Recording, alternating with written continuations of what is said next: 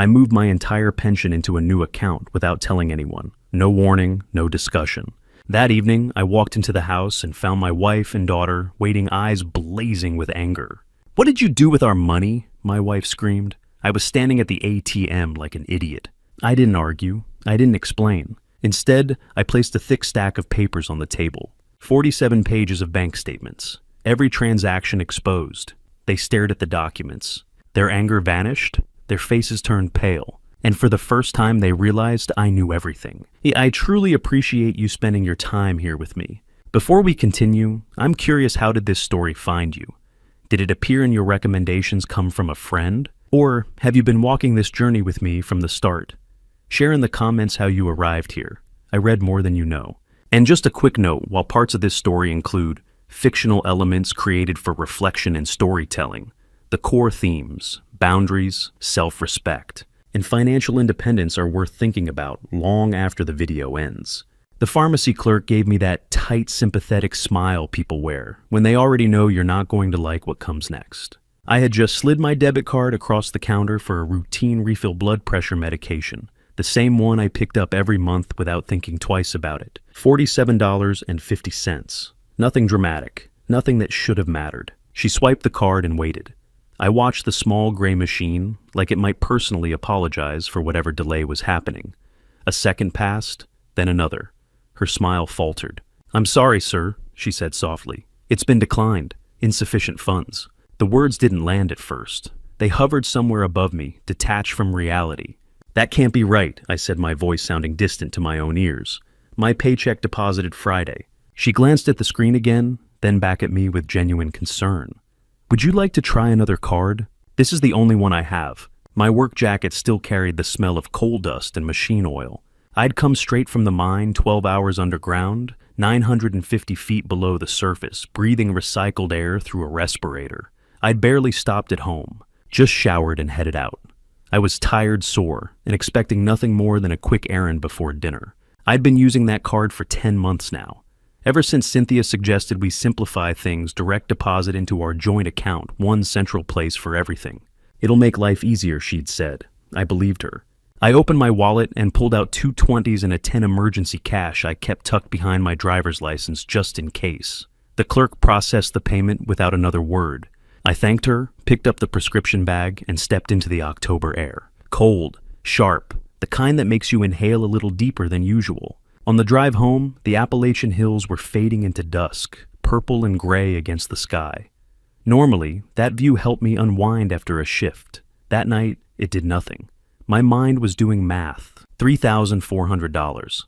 That's what my net paycheck usually was after taxes. The mortgage had been paid off for years. Utilities weren't high. We didn't live extravagantly, or at least I didn't think we did. How does a debit card decline over $47? Sleep didn't come. I lay in bed listening to Cynthia's breathing beside me, slow and steady, while numbers circled in my head like bats in a cave. Deposits, withdrawals, bills, groceries. It didn't add up. By morning, I'd made a decision. I left before sunrise, telling Cynthia I needed to stop by the credit union before work. She murmured something into her pillow and turned over. The parking lot was still half empty when I arrived. The digital clock on my dashboard read 6:45. The doors wouldn't open until 7. I sat there watching the sky brighten by degrees, feeling something tight and unfamiliar settle in my chest. Angela Brooks had handled my account for 3 years. When she unlocked the front door and saw me waiting, she smiled, but there was a flicker in her eyes, something cautious. "Morning, Mr. Whitaker. Everything all right?" "Not sure yet," I said. "My card got declined yesterday. I need to see what's going on." Inside, the office smelled like paper and coffee, clean, orderly. I felt out of place in my work boots, dust still clinging to the seams. I spent my days in tunnels carved through stone. Banking offices felt like another planet. Angela typed for a moment, eyes scanning the screen. Her expression changed. "Your current balance is $147.83. The number struck me like a roof fall. My ears rang. The room felt smaller. "That's not possible," I said, but the words lacked force. My paycheck was $3,400. I did the math automatically. $3,400 minus utilities, groceries, insurance. There should have been at least $3,000 sitting there. "Can I see the transaction history?" I asked. "Last 10 months. Angela didn't hesitate. She turned to the printer. It began to whir, spitting out page after page. The sound felt louder than it should have. She gathered the stack and handed it to me. 47 pages, she said quietly. 47. Back in my truck, I didn't start the engine. I just sat there while the lot filled with morning traffic. I opened the folder and spread the first sheet across the steering wheel. December. Soul Cycle membership, $340. Sephora online purchase, $287. Venmo transfer to Derek Palmer, $500. Cash advance, $247 in the morning, $400. My stomach dropped.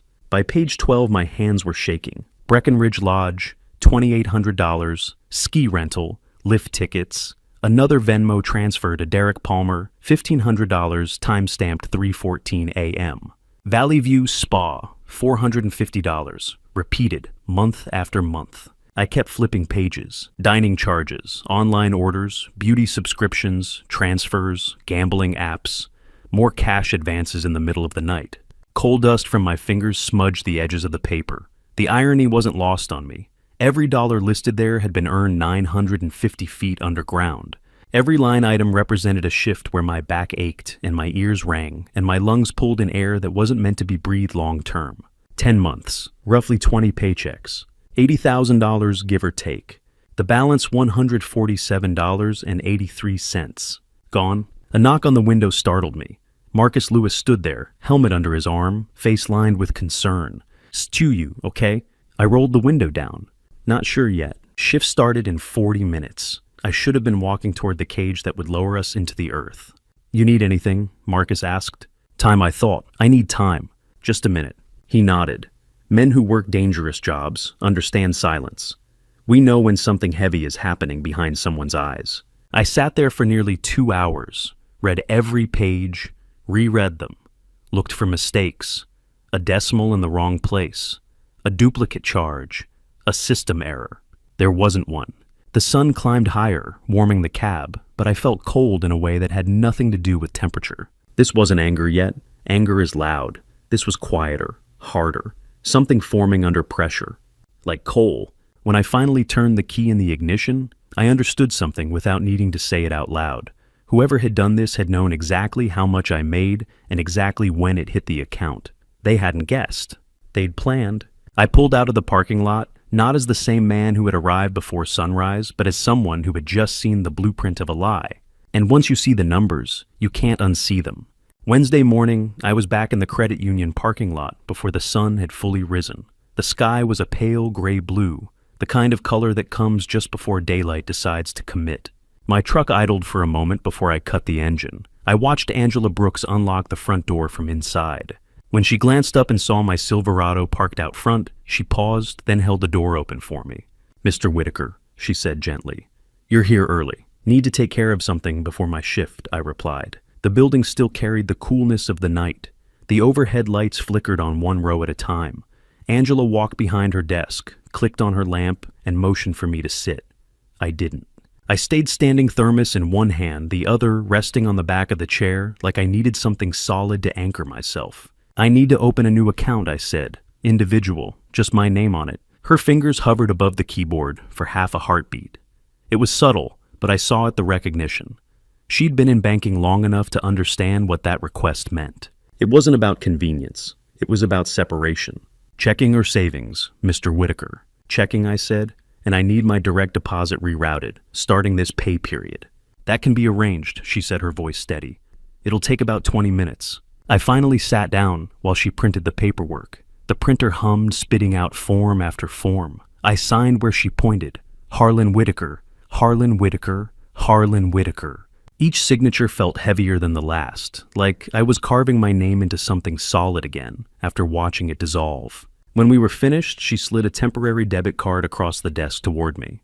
"Your permanent card will arrive in 7 to 10 business days. The payroll reroute will take effect next pay period."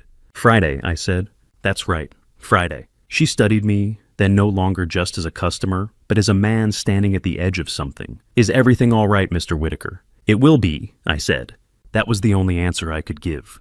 The mind felt the same the day humid air, metallic, smelled the low thunder of machinery echoing off stone. 950 feet underground, nothing changes easily. But something in me had shifted. I spoke only when necessary. I moved with precision. I drilled roof bolts and cut coal like I always had, but my mind wasn't on the work. Tommy leaned over during a break. "You feeling all right, Stu?" "You're quiet." "Just focused," I said. It wasn't focus, it was timing. 3 days until Friday. 3 days until my paycheck hit the new account. 3 days until the joint account showed exactly what was left: nothing. Every chunk of coal I sent down the conveyor belt felt like a countdown. I could feel the fuse burning slow and controlled. Thursday at lunch, Marcus found me sitting alone on the surface sandwich in hand, staring at nothing. Diesel fumes hung faintly in the cool November air. Leaves skittered across the gravel in small gusts of wind. He sat beside me without asking. "Something's eating at you." I took a bite, chewed, swallowed. "Working through something," I said. "Money trouble." The words landed closer than he realized. Marcus and I had started together 30 years ago. We'd watched each other age under fluorescent lights and rock ceilings. There wasn't much we couldn't say to one another. "Opposite," I said, more like clarity. He studied me for a second, then nodded. "I'm here if you need me." "I know." Friday morning came with frost on the windshield and something solid in my chest. Not anger, not yet. Something steadier. During my first break, I stepped aside and pulled out my phone. My fingers were rough against the glass. I opened the banking app.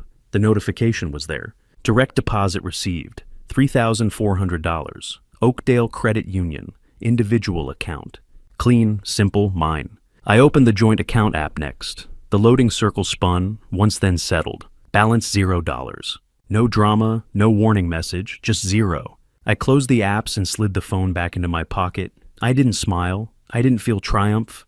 What I felt was lighter, like setting down a weight I hadn't realized I'd been carrying for months. The rest of the shift passed as usual. When it ended, I showered in the bathhouse. Coal dust ran down the drain in black ribbons. I scrubbed until my skin turned pink. In the spotted mirror, I saw the same lined face, the same gray at my temples. But something behind the eyes was different, resolved. The drive home felt longer than usual. Every landmark stood out like it had been highlighted. Rosie's Diner on Main Street, where Cynthia and I used to have Sunday breakfasts. The turn toward Millbrook Reservoir, where I hadn't fished in over a year.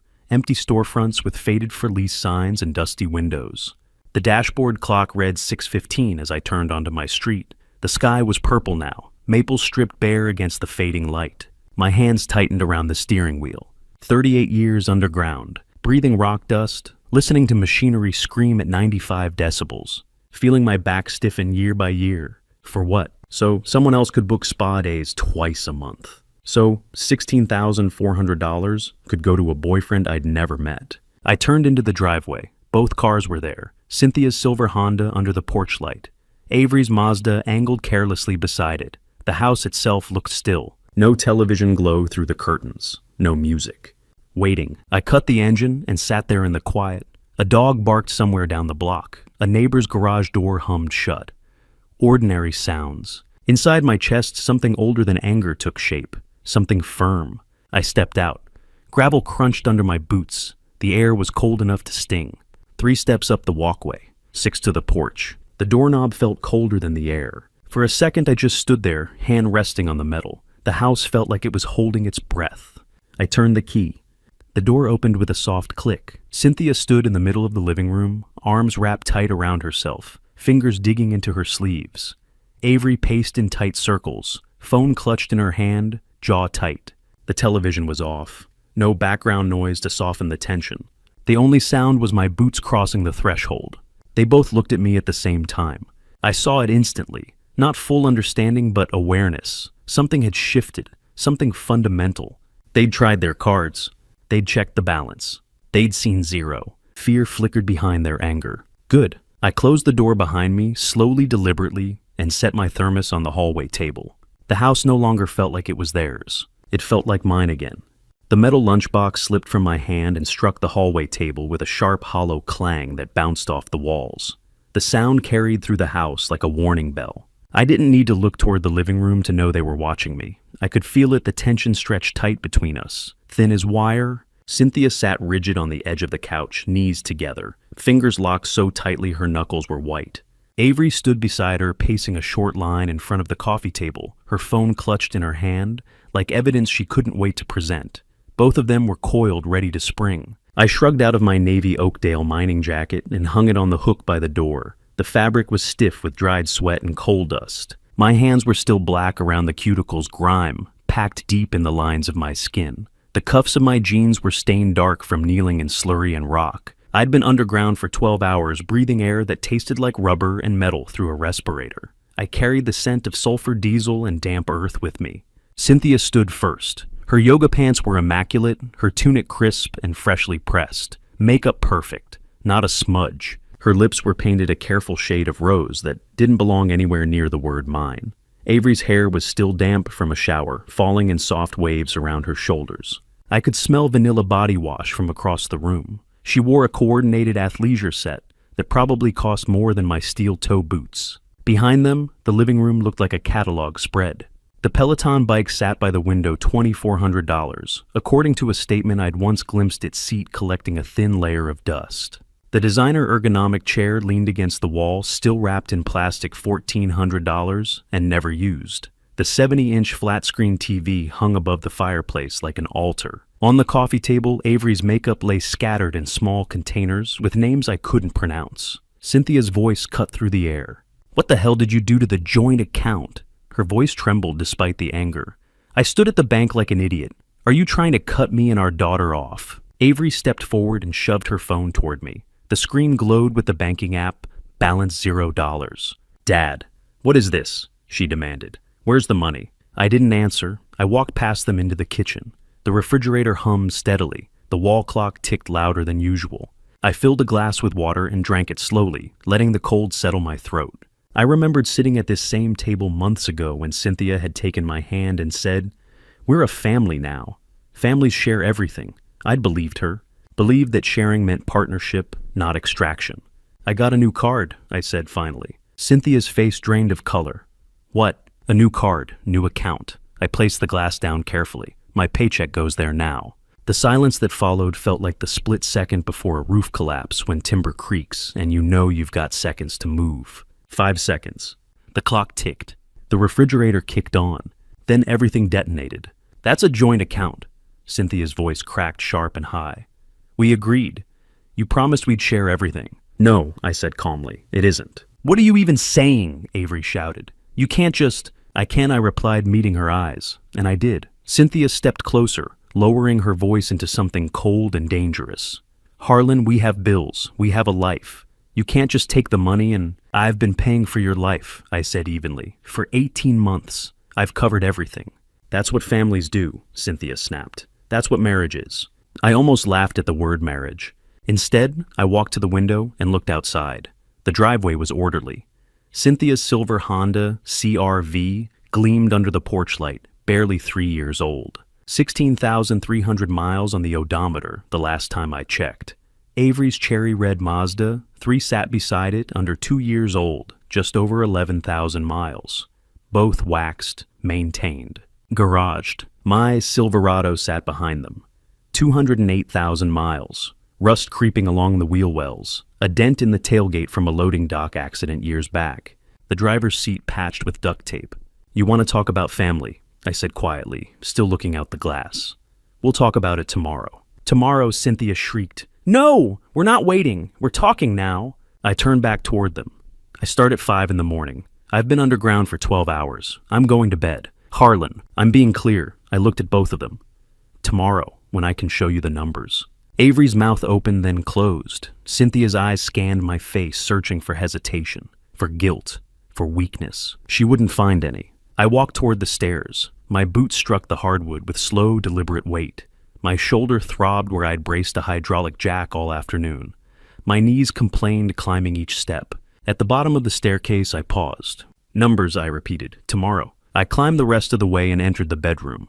I shut the door behind me. The latch clicked softly, final. Downstairs, their voices rose almost immediately. Cynthia sharp and panicked, Avery higher and furious. The words blurred into background noise. After years underground, you learn how to tune out chaos. The ventilation fans in the mine roar constantly.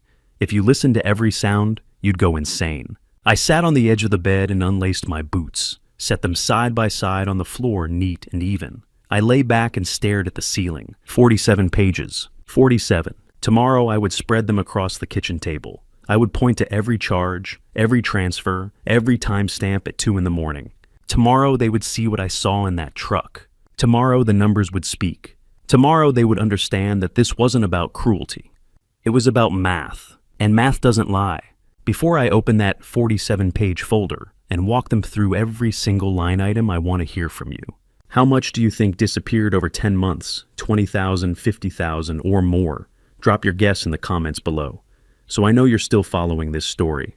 And a quick note, parts of this narrative include constructed elements meant to illustrate larger lessons about boundaries and accountability. If this content doesn't feel right for you, you're welcome to step away here. They didn't let me sleep. Around 8 o'clock, I heard the staircase creak, slow, cautious footsteps climbing one at a time. I was lying on top of the covers, still dressed in my jeans and flannel shirt, staring at the faint brown water stain spreading across the bedroom ceiling. The house had gone quiet half an hour earlier. I had heard a door slam Avery's, most likely followed by the strained silence of two people whispering too fast downstairs. Then nothing, until the knock. Soft, almost careful. Harlan Cynthia's voice came through the door, muffled and thinner than usual.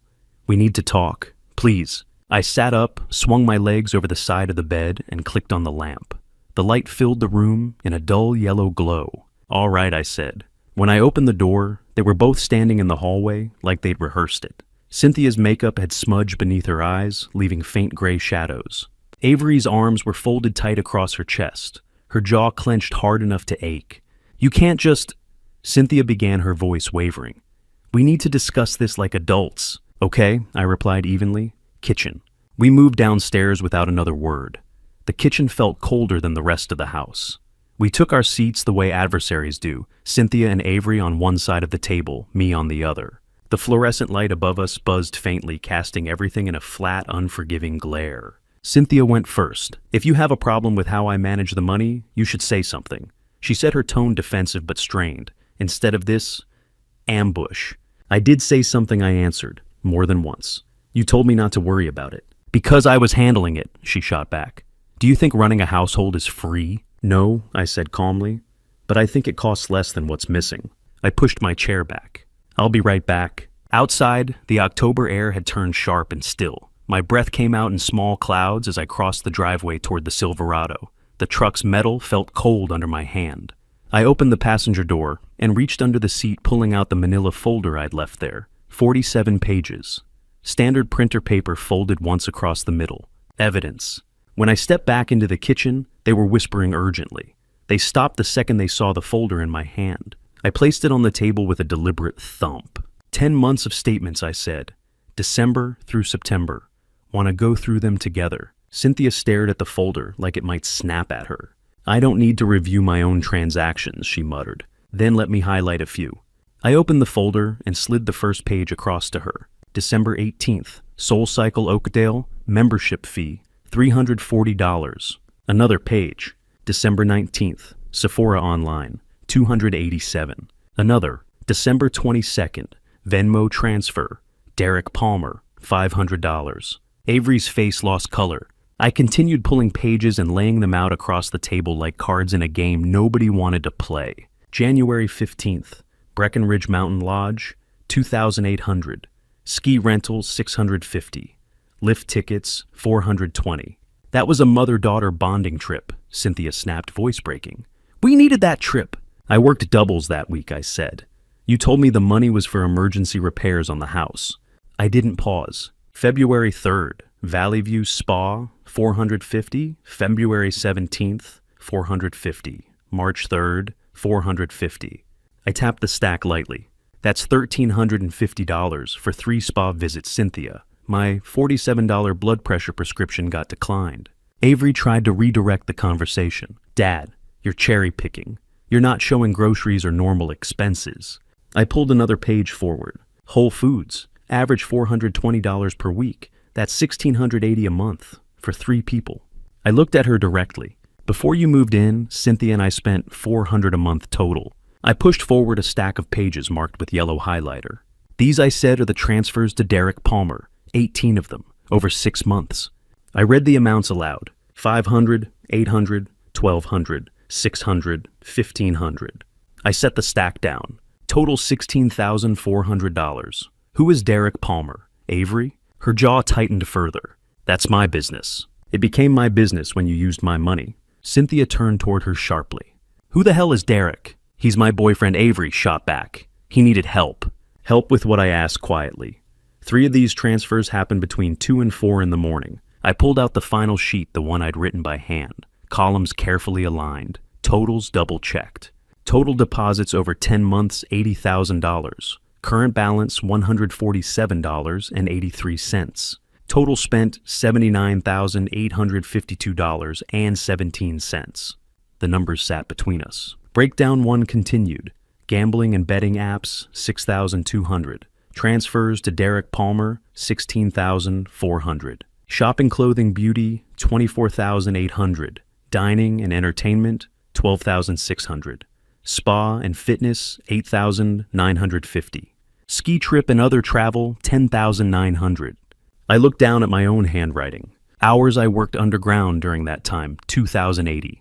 Value per hour of my body, $38.42. I slid the paper into the center of the table. Every dollar on that list I earned 950 feet below ground, breathing coal dust, losing my hearing, wearing my back down. The kitchen felt smaller. This is what my sacrifice paid for, I said. Ski trips I wasn't invited to, a boyfriend I didn't know existed, spa days while I worked overtime. Cynthia began to cry. You're making me sound like a monster. I'm reading numbers, I replied evenly.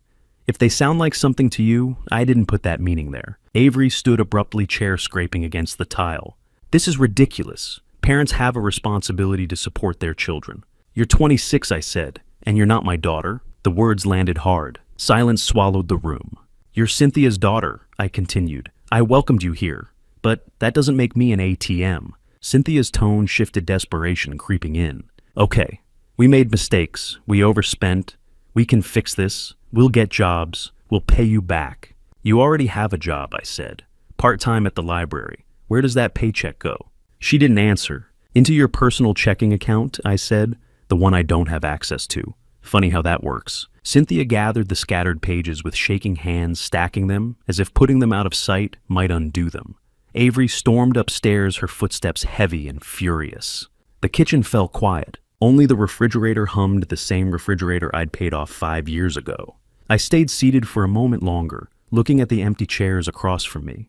Tomorrow I would tell them what happened next. Tonight the numbers had already said enough. Before I reveal what I decided to do after laying out all 47 pages, I want to hear from you. Based on those totals, how much do you think $79,000 really costs a man who earns it underground? Drop your thoughts below, so I know you're still walking through this with me. And one more thing, portions of this story include constructed elements designed to illustrate broader lessons about accountability and boundaries. If this content isn't right for you, you're free to step away here. Tomorrow we move forward. Saturday morning arrived wrapped in frost and something steadier inside my chest. I woke at 6 without an alarm. No voices downstairs, no tension humming through the walls. Just the quiet click of the furnace kicking on and the faint creak of the house settling against the cold. I showered, scrubbing away the last of yesterday's coal dust, and dressed in clean jeans and a flannel shirt that didn't carry the smell of diesel or damp stone. When I came downstairs, the kitchen was empty. I reached into the back of the cupboard and pulled out the bag of coffee I'd bought 3 days earlier with money from my new account. I'd tucked it behind the cereal boxes so it wouldn't disappear into someone else's routine. I ground the beans, slowly listening to the burr grinder hum. The smell rose rich and dark, filling the kitchen. By 7:30, I was seated at the kitchen table with a steaming mug, a blank spiral notebook, and a pen. The table had been wiped clean. The 47 pages were gone. Cynthia must have taken them upstairs last night. In their place lay a single sheet of white paper, blank and waiting.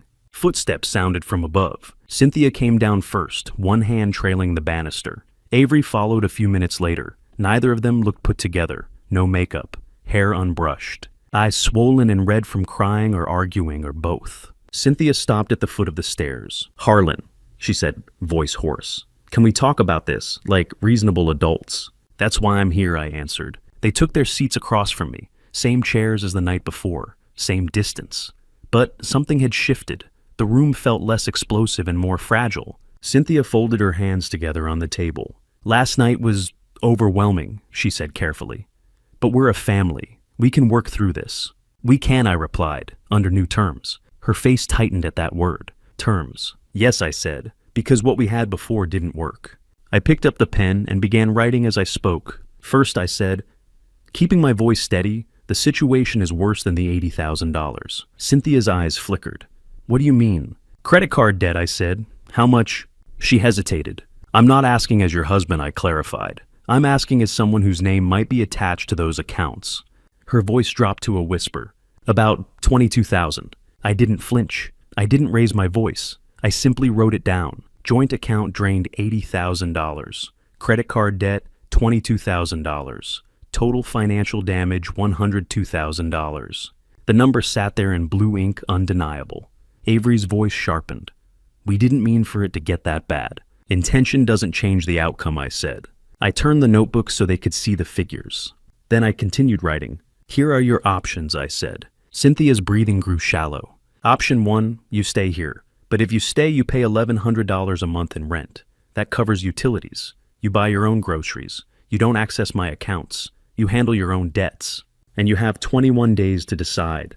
I paused long enough for the weight of it to settle. Option 2, you leave. You find your own place. You manage your own finances. You receive no further support from me. I tapped the notebook lightly. Today is day 1. The clock starts now. Avery shot upright in her chair. Rent, she burst out. You want us to pay rent in your own house. My house, I corrected calmly. Paid off 8 years before I met your mother. But we live here, she said. This is our home. No, I replied evenly. You're guests. Guests who overstayed. Cynthia shifted tactics. Harlan, you can't charge rent to your own wife. That's not how marriage works. You're right, I said. In a healthy marriage, one person doesn't drain $80,000 from the other without discussion. She flinched at that. $1,100, I continued, is below market rate. A 2-bedroom apartment in Oakdale rents for $1,400, plus utilities, plus security deposit. I looked at both of them. I'm offering below market rent in a house that's paid off. That's not cruelty. It's a business arrangement. You're treating us like tenants, Cynthia said, her voice cracking. I'm treating you like adults who need to take responsibility. Avery turned toward her mother, panic edging into her voice. Mom, can we even afford $1,100? Cynthia swallowed. I make $900 a month at the library. Then Avery contributes, I said. Or you both find additional work. Or you choose option 2. For a moment, silence settled over the table. An old memory surfaced sharp and clear. My father, also a miner, dead at 58 from black lung. I remembered standing in that hospital room, the air thick with disinfectant, tubes running from his arms, his breathing shallow and labored. Son, he'd said, voice rasping, family means you lift each other up. But lifting someone up and being bled dry, those are 2 different things. Don't let anyone mistake your kindness for weakness. I blinked and returned to the kitchen. I've spent my whole life carrying weight, I said quietly. Underground, I carry roof bolts, drill steel, the responsibility of keeping my crew alive. I thought carrying a family would be different, lighter, but it hasn't been. I met Cynthia's eyes. You didn't treat me like family. You treated me like a resource, something to extract from, like a coal seam. She began to cry again. That's not fair, she insisted weakly. I cooked. I cleaned. Did you? I asked calmly. When was the last time you cooked a meal that wasn't takeout charged to my card? Her mouth opened, closed. No answer. I slid the notebook further across the table. 21 days, I repeated. 3 weeks. Stay if you pay. Leave if you don't. The free ride is over. Avery stood abruptly. This is insane, she snapped. I'm calling Grandma. She grabbed her phone and rushed upstairs, her footsteps heavy against the wood. I didn't stop her. Cynthia remained seated, staring down at the numbers as if they might rearrange themselves into something softer. You're really doing this, she said finally. I am. What if we can't decide in 21 days? Then I'll decide for you. She picked up the notebook slowly, like it weighed far more than paper and ink. For her, maybe it did. Maybe it was the first boundary she'd ever been forced to acknowledge. She carried it upstairs without another word. The house fell quiet again. I stood and poured myself another cup of coffee from the bag I'd bought with my own money, in my own kitchen, under my own terms. I lifted the mug and took a long sip. For 10 months, everything had tasted bitter. This didn't. It tasted like control. It tasted like consequence. It tasted like choice. The first 3 days after I laid down the terms felt like living with polite strangers who were waiting for something to happen. No shouting, no slammed doors, Just careful movements, measured tones, and eyes that tracked me whenever I entered a room. The air in the house felt staged, like we were all actors waiting for our next cue. Day 3 was Monday. I was in the kitchen before sunrise cooking breakfast, 2 eggs toast, black coffee. Nothing elaborate. My hands moved automatically, muscle memory, from 38 years of eating before dawn shifts. Crack the eggs against the rim. Let them fall clean into the skillet. Listen to the soft sizzle as they hit hot butter. Footsteps sounded on the stairs. Avery. Early for her. She usually didn't surface until 10. That alone told me something. She'd put effort in. Mascara, lipstick, hair brushed smooth, actual jeans instead of pajama shorts. The attempt at normalcy was almost admirable. "Morning, Dad," she said brightly. Too brightly. "Sleep okay?" "Fine." I didn't turn. I flipped the eggs carefully, watching the whites firm around the edges. She leaned against the counter like she was posing for a lifestyle ad. "Listen, about Friday. Maybe we just got off on the wrong foot." I slid the toast onto a plate. "We didn't start wrong," I said calmly. "We just kept walking in the wrong direction." She studied my face, searching for softness. "I mean, I could get a job," she said quickly. "I was planning to anyway." "That's smart." She hesitated, recalibrating. "So maybe you could reconsider the rent thing." "No." One word, solid, closed. Her expression faltered. For a second she looked almost like a kid again.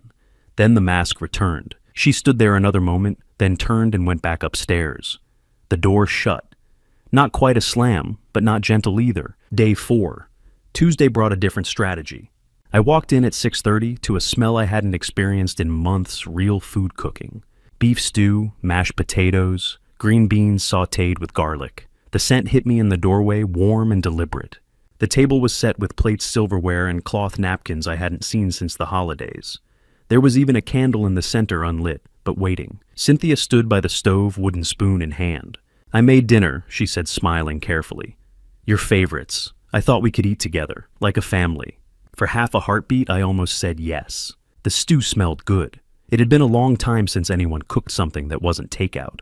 For a split second, I could have pretended we were rewinding to a version of this house that never existed. Then I remembered the 47 pages. "I already ate," I said. It wasn't true, but I made enough for... I'm heading out to the workshop. I walked past the table, past the careful attempt at reconciliation, and out the back door. In the workshop, I made a peanut butter and jelly sandwich and turned on the radio. Classic rock. Leonard Skynerd's Simple Man drifted through the space. I sat on a stool, chewing slowly. The sandwich tasted better than the stew would have. Day 5. Wednesday she tried logic. I was at the kitchen table reading the classified section of the local paper. Not because I needed to move, but because I was curious what $800 got you in Oakdale. Not much. Cynthia entered, dressed for an interview, blouse, slacks, low heels. "Harlan," she began carefully. "I applied for full-time jobs. I have an interview with the school district." I nodded once. "Good. That means we're trying," she said. "We're making an effort. I'm glad you're taking responsibility." She sat across from me, hands folded like she was presenting a proposal. "So maybe we could adjust the timeline. 21 days isn't enough. It's 3 weeks," I said. "Plenty of time to decide whether to pay or leave." "But if..." "Cynthia." I looked up and held her gaze. "The terms aren't negotiable." She stared at me for a long moment, then stood and walked away without another word. Day 6, Thursday, the perspective shifted underground. 950 feet down, the crew room smelled like diesel sweat and stale coffee. The ventilation fans hummed overhead. Someone's drill was grinding in the distance. Marcus sat beside me on the metal bench. Bologna sandwiches, thermoses that had gone lukewarm. "Heard your house has been lively," he said casually. "Small town," I replied. "News travels. You holding up. Better than I have in months." He nodded slowly. "My ex tried something similar," he said after a minute. "Not 80 grand, maybe 10 or 12. Same pattern though. Spend it, deny it, make me feel guilty for noticing." "How'd you handle it?" I stopped apologizing for respecting myself. That landed deeper than he knew. "You're doing the right thing, Stu," he added. "Don't let anyone twist it on you." I nodded. "Down there under that much rock, you learn the value of structural integrity. A weak beam collapses." Day 7. Friday evening, I hit my limit on shared space. I opened the refrigerator. Cold air spilled out bright white light, washing over the shelves. The contents looked disorganized, half-empty containers, condiment bottles, leftovers, and plastic. My Chinese leftovers from Wednesday were gone. My milk half-empty. It had been nearly full that morning, my deli turkey package torn open, half the slices missing. I stood there staring at it, the refrigerator humming steadily. Decision made. I went out to the workshop, grabbed masking tape and a black Sharpie, came back inside, tore off strips of tape, wrote in thick block letters, "Harlan's do not touch." I labeled everything that belonged to me. Milk carton, egg carton 6 left, deli turkey, leftover pizza wrapped in foil, orange juice, butter. I pressed each label firmly into place. Clear, visible, undeniable. Avery came down the stairs just as I was finishing. "What are you doing?" she demanded. "Labeling my food. This is insane. Who labels food in their own fridge? Someone who's tired of it disappearing." She pulled out her phone and snapped a photo. The camera shutter sounded exaggerated in the quiet kitchen. "This is crazy. People need to see this." "Go ahead."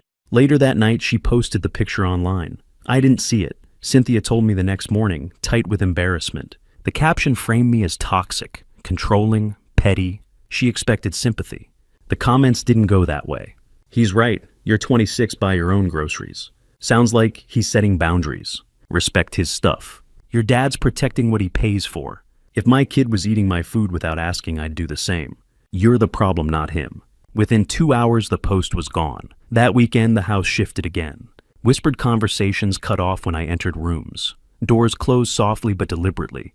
Cynthia made 3 phone calls behind closed doors. I heard her voice through the bedroom wall, low, urgent. "Mom, please." He won't listen. I didn't ask questions. I didn't argue. I let the clock keep ticking. By Sunday night, I could feel it. The strategy was changing. The negotiation attempts had failed. The charm offensive had collapsed. Public shaming had backfired. Monday morning would bring reinforcements. Someone older. Someone who believed she could step in and fix this by force of personality or guilt. I didn't know exactly what she would say, but I knew one thing. The diplomacy phase was over. Day 8 delivered a Lincoln Continental to my driveway and a different kind of confrontation to my front door. I pulled in at 5:45 p.m., shoulders aching from a 12-hour shift, coal dust still clinging to my collar and cuffs. The Silverado's engine rumbled down into silence, and that's when I saw it. Silver, polished, immaculate. A 2015 Lincoln Continental sitting in my driveway like it owned the place. I didn't need to check the plates to know who it belonged to. Dorothy Hayes, Cynthia's mother. I'd met her twice.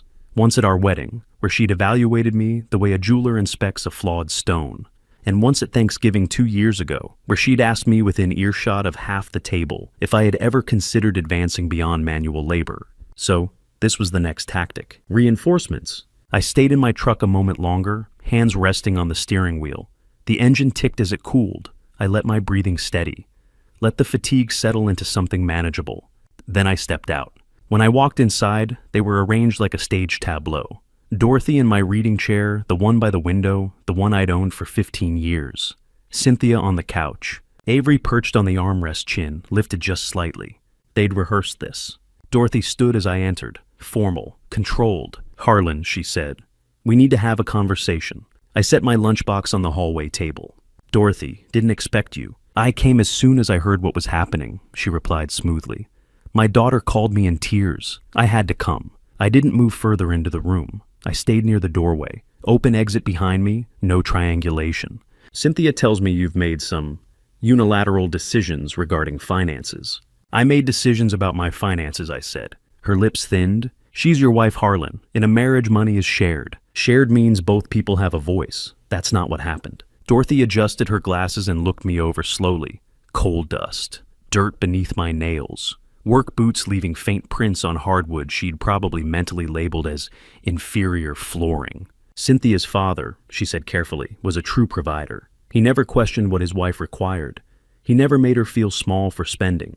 A pause. "Of course," she added, "he was an executive, regional manager, not manual labor." There it was, the hierarchy. Coal miner equals lesser man. Blue collar equals insufficient. My jaw tightened, but I didn't rise to it. Dorothy continued, voice soft and surgical. "Perhaps you don't fully understand how families at a certain level operate.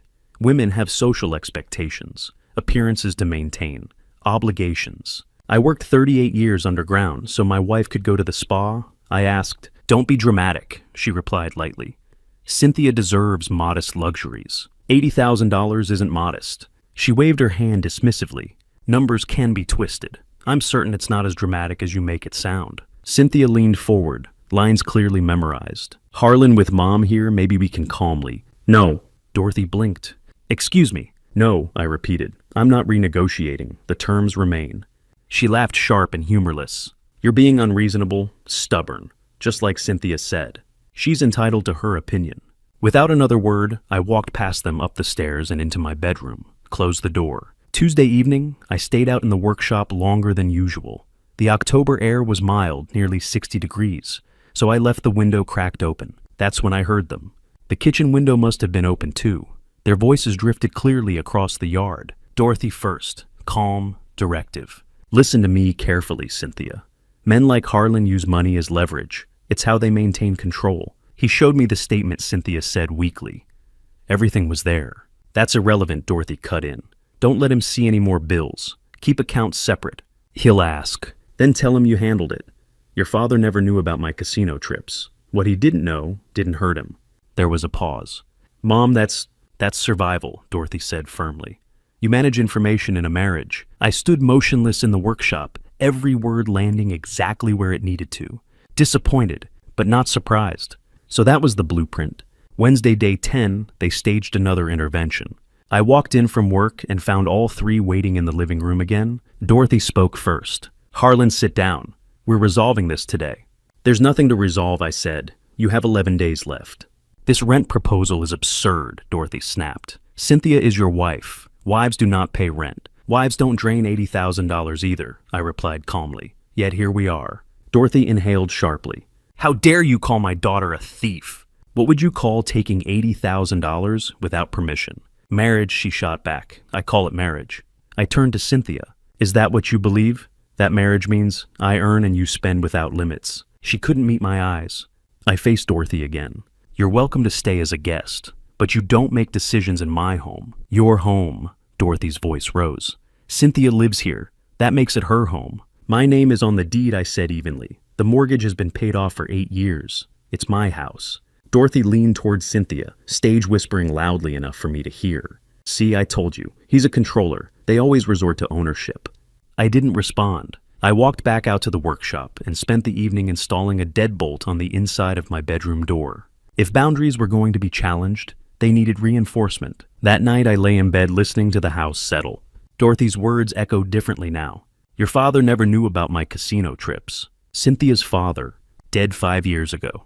Heart attack at 62. Very stressed toward the end, Cynthia had once said.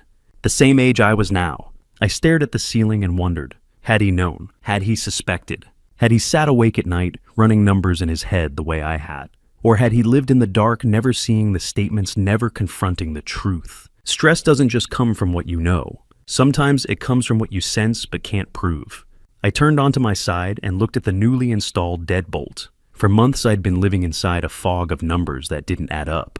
Now I had clarity. Clarity might not fix everything, but it might keep me alive. I wouldn't spend the rest of my years guessing. I knew the figures. I knew the pattern, and I wasn't going back underground literally or figuratively blind again. Day 11, 950 feet underground. That's when my body decided to remind me it wasn't made of coal. It was 10:30 in the morning. I was operating the continuous miner, a machine that weighed 20 tons and chewed coal from the wall like a mechanical monster. Set the machine, advance, cut, retreat, repeat. I'd done it 10,000 times over 38 years.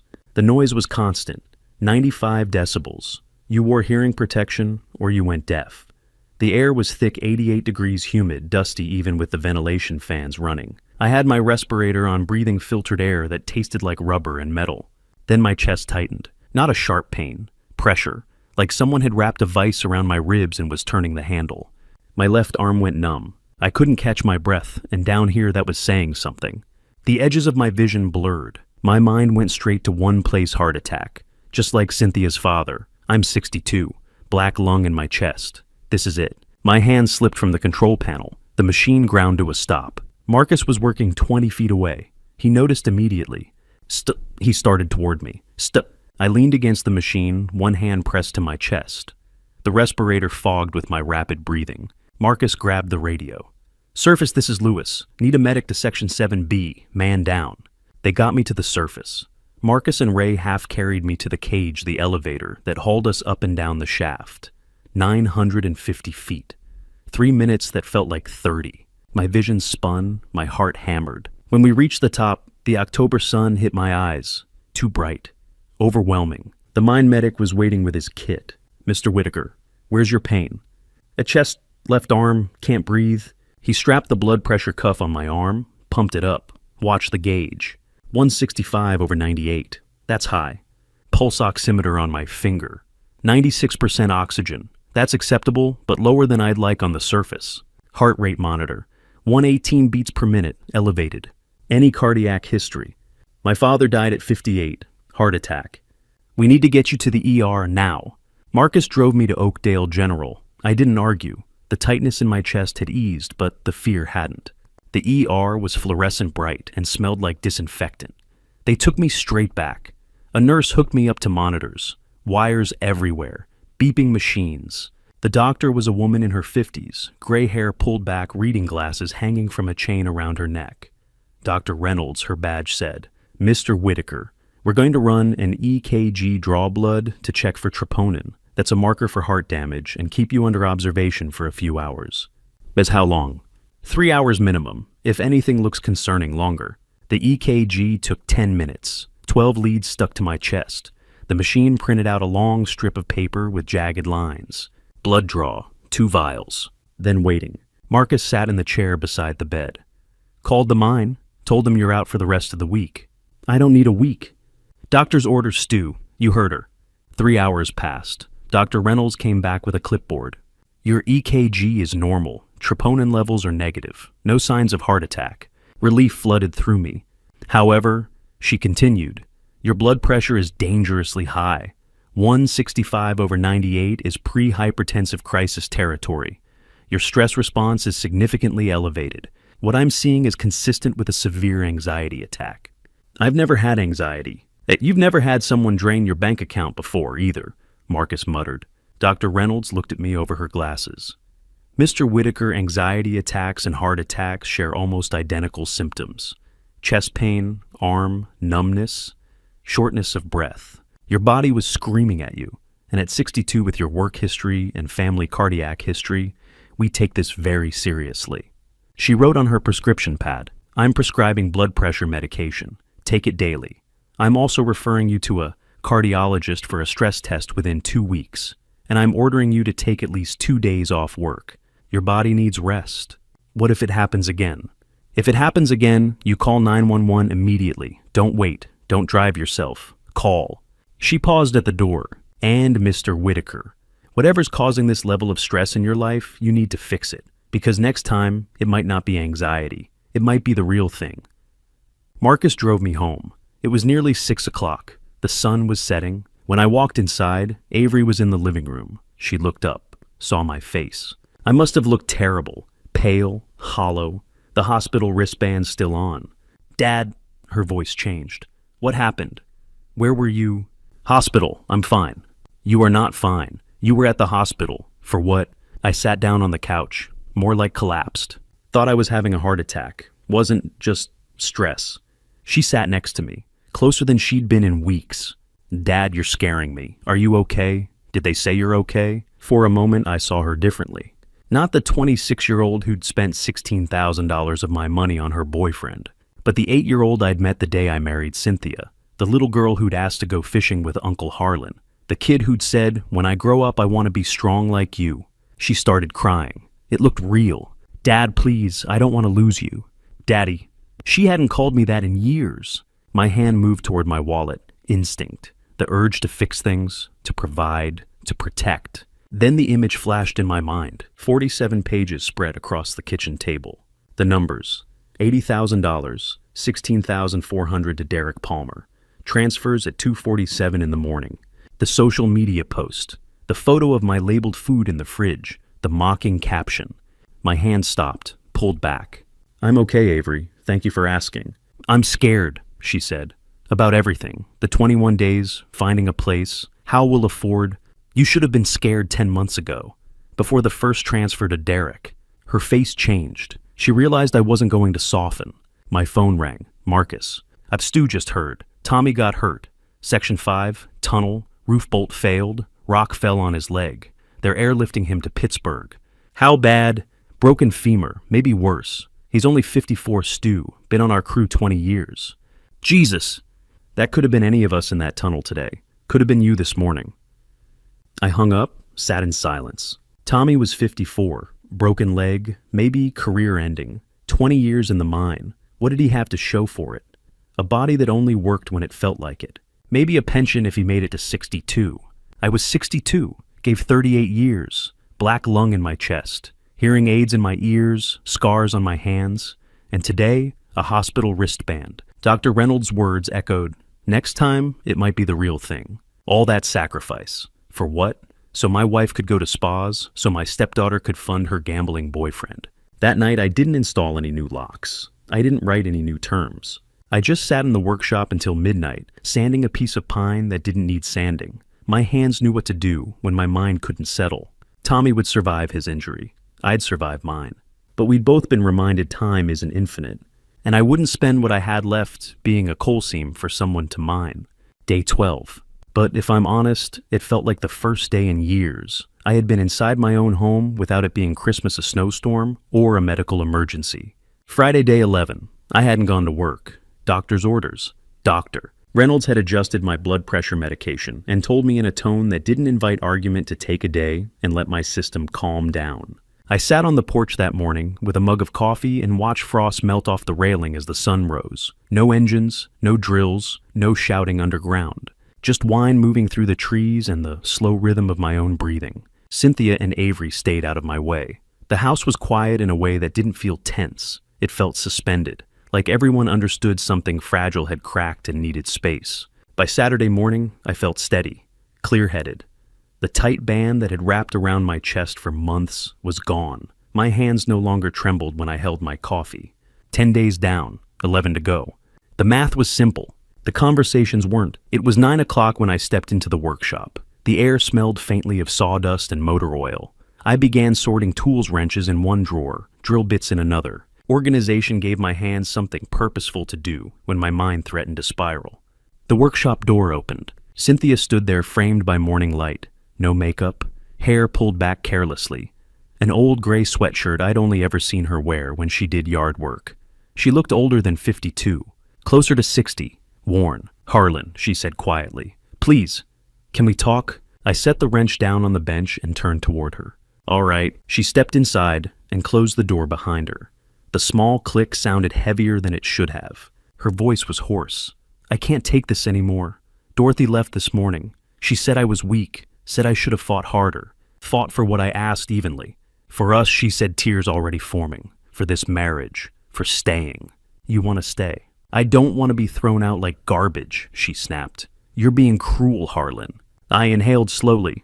This was the conversation that mattered. Cynthia, sit down. She lowered herself onto the workshop stool. I stayed standing not to loom, but because I needed the steadiness in my legs. I want to be clear, I said. I am not throwing anyone out. I'm ending a financial arrangement that didn't work. It's the same thing. No, it isn't. I spoke deliberately, choosing each word. Cruelty is draining someone's paycheck for 10 months without asking. Cruelty is lying about where the money went every time they questioned it. Cruelty is letting your daughter's boyfriend use this house while I work 50 hours a week underground and never telling me. Her face went blank. Live in your... What are you talking about? I continued. Cruelty is forging documents, gambling with someone else's retirement, mocking them online. I didn't do those things, she whispered. You participated, I said. You allowed it. Her shoulders sagged. I never meant for it to go this far. Intention doesn't erase impact. I reached for the notebook on the workbench and opened to a clean page. Let me show you what I'm actually offering. I wrote as I spoke. Market rent for a comparable place in Oakdale, $1,400. Utilities, heat, electric, water, internet, $280. Insurance and property tax. Your share, $150. Groceries, $400. I totaled it. Actual monthly cost, $2,230. I slid the notebook toward her. I'm asking for $1,000. She stared at the numbers. That means you save $1,130 every month by staying. That's not cruelty, I said. That's generosity. Her voice trembled. We don't have 1,100. Then that's your problem to solve, I said calmly. Full-time work, shared responsibility, or option 2. You're punishing us for being family. I met her eyes. Family doesn't take $80,000 without consent. Family doesn't hide 6 months of someone living in the house. Family doesn't manipulate. And I softened my tone but not my position. Thursday I thought I was having a heart attack, underground, 950 feet down. Her eyes widened. You went to the hospital. They took me to the ER. 3 hours of tests. It was an anxiety attack. Severe. The doctor said at 62 with my history, the next episode might not be anxiety. I let that sit. My father died at 58 from black lung. I'm 62. Every shift I work could be my last. And I decided I'm not spending what time I have left being drained. That isn't cruelty. It's survival. She cried then, quiet, exhausted tears. I don't know how to fix this. I gave you the path I said. Whether you take it is up to you. And if we can't, then you leave. Just like that. Yes, I said. Because of everything. She left the workshop slowly, shoulders bent. I stayed a moment longer, listening to the silence. Then later that afternoon around 2, I was at the small desk in my bedroom. Rain had begun tapping softly against the window. The house felt muted. A thought surfaced. The doorbell camera. I'd installed it months ago. Motion activated. Cloud storage. When was the last time I'd checked it? Spring, maybe. I opened the app. Months of archived clips lined the screen. I started with October. Normal, mail carrier. Me coming and going. I scrolled back to September. September 18th. 10:17 a.m. Motion detected. The clip loaded. A young man, late 20s, motorcycle helmet under his arm, walking through my front door. Timestamp 10:17 a.m. I had been underground. I felt my pulse rise. I scrolled forward. September 20th, 11:42 a.m. Same man, entering. September 24th, 1:23 p.m. Same man. September 27th, 10:55 a.m. The pattern was obvious. Weekdays, between 10 in the morning and 3 in the afternoon. When I was at work, I checked August, 4 or 5 visits a week. July, well, same. June, first appearance June 12th, 6 months. 6 months of Derek Palmer walking into my house while I worked underground. My hands began to shake, not with fear, with something colder. I clicked another video. September 18th, 3:45 p.m. Derek exiting. The camera caught his face, clearly scruffy beard, leather jacket, casual confidence. Avery stepped into frame. She kissed him goodbye at the door, clear as day. I sat back in the chair, not visiting, living. He had been inside this house using the electricity, the water, the internet I paid for, eating food I bought, showering in hot water heated by my labor, while I worked below ground, and no one told me. I downloaded 20 clips, saved them to a USB drive, labeled it evidence. Then I saved them again to a second drive. Redundancy. Rain tapped harder against the window as the sky darkened. I leaned back and stared at the computer screen. The anger I expected didn't come. Anger needs surprise. And surprise had run out 10 days ago. What I felt instead was something final. Clarity layered over clarity. The numbers, the lies, the visits, the pattern. There was nothing left to discover, just decisions. And for the first time since this started, I didn't feel like I was reacting. I felt finished, done with confusion, done with bargaining, done with being the last to know. The rain continued falling steady and indifferent. I unplugged the USB drive and placed it in the top drawer of my desk. Then I sat in the dim room, listening to the sound of water against glass, and understood something with complete certainty. I wasn't angry anymore. I was simply ready to move forward, without them. Week 3, the masks came off completely. Day 15. Tuesday morning, 5:30. I was making coffee in the kitchen when Cynthia appeared in the doorway. She hadn't slept that much was obvious. Dark circles under her eyes like bruises. Hair uncombed falling loose around her shoulders. An old coffee stain on her sweatshirt. Her hands trembled as she gripped the door frame. No preamble, just sharp. "You're going to regret this, Harlan." I poured my coffee into the thermos I'd used for 38 years. Measured, calm. Maybe, but I regret the last 10 months more. When you're alone in this big house eating dinner by yourself, you'll wish. I've been eating alone for months, Cynthia. You just didn't notice. That afternoon, Avery tried a different approach. She cornered me in the living room as I was heading to the workshop, arms crossed, defiant. She was pacing 3 steps one way, pivot 3 steps back, her voice rising with each sentence. "You know what, fine. We'll leave, and everyone will know what you did." I stopped, watched her, waited. What did I do? Abandoned your family, kicked us out over money. Feel free to tell that story, but you should probably mention the $80,000 part too. No one cares about that, then you have nothing to worry about. She opened her mouth, closed it, stormed upstairs. Day 16, Wednesday. Lunch break at the mine on the surface. The sun was weak through November clouds. I was sitting on a bench outside the equipment shed when my phone rang. Unknown number. Harlan Whitaker. Mr. Whitaker, this is Capital One Security. We're calling about suspicious activity on your account. I tensed, set down my sandwich. What activity? A request to add an authorized user, Cynthia Whitaker, and a request to increase your credit limit from $5,000 to $15,000. The request came in this morning at 9:43 a.m. My jaw tightened. Deny it. Remove her as an authorized user completely. Sir, she's your wife. She has legal rights to request all. Remove her, now, and freeze any future requests from her phone number. Pause. Professional. Understood, sir. We'll process that immediately. Is there anything else we can help you with today? No, thank you. I hung up. Marcus was sitting nearby, finishing his lunch. Bologna sandwich. Same thing he'd eaten for 20 years. Trouble. They tried to open more credit under my name. After everything, they're desperate. Desperate people do reckless things. Marcus shook his head. Damn. That evening I came home. The kitchen lights were harsh, fluorescent, unforgiving. Dishes in the sink from lunch plates stacked carelessly. Cynthia was standing by the counter phone in her hand. When she saw me, her face changed. Caught. Her makeup was smudged under one eye. Nail polish chipped on 3 fingers. She looked like she was coming apart at the seams. The credit card company called you. They did. She switched to defiance, raised her chin. We need that credit. We have expenses. Then use your credit. Now mine's maxed out. Sounds like a pattern. She yelled, actually yelled. Her voice echoed off the tile. You're sabotaging us, making it impossible on purpose. I kept my voice quiet, steady. No, I'm just not subsidizing you anymore. Day 17, Thursday. I was in the hallway heading upstairs to change out of my work clothes when I heard Avery on the phone in the living room. Her voice carried through the open door. Vanessa.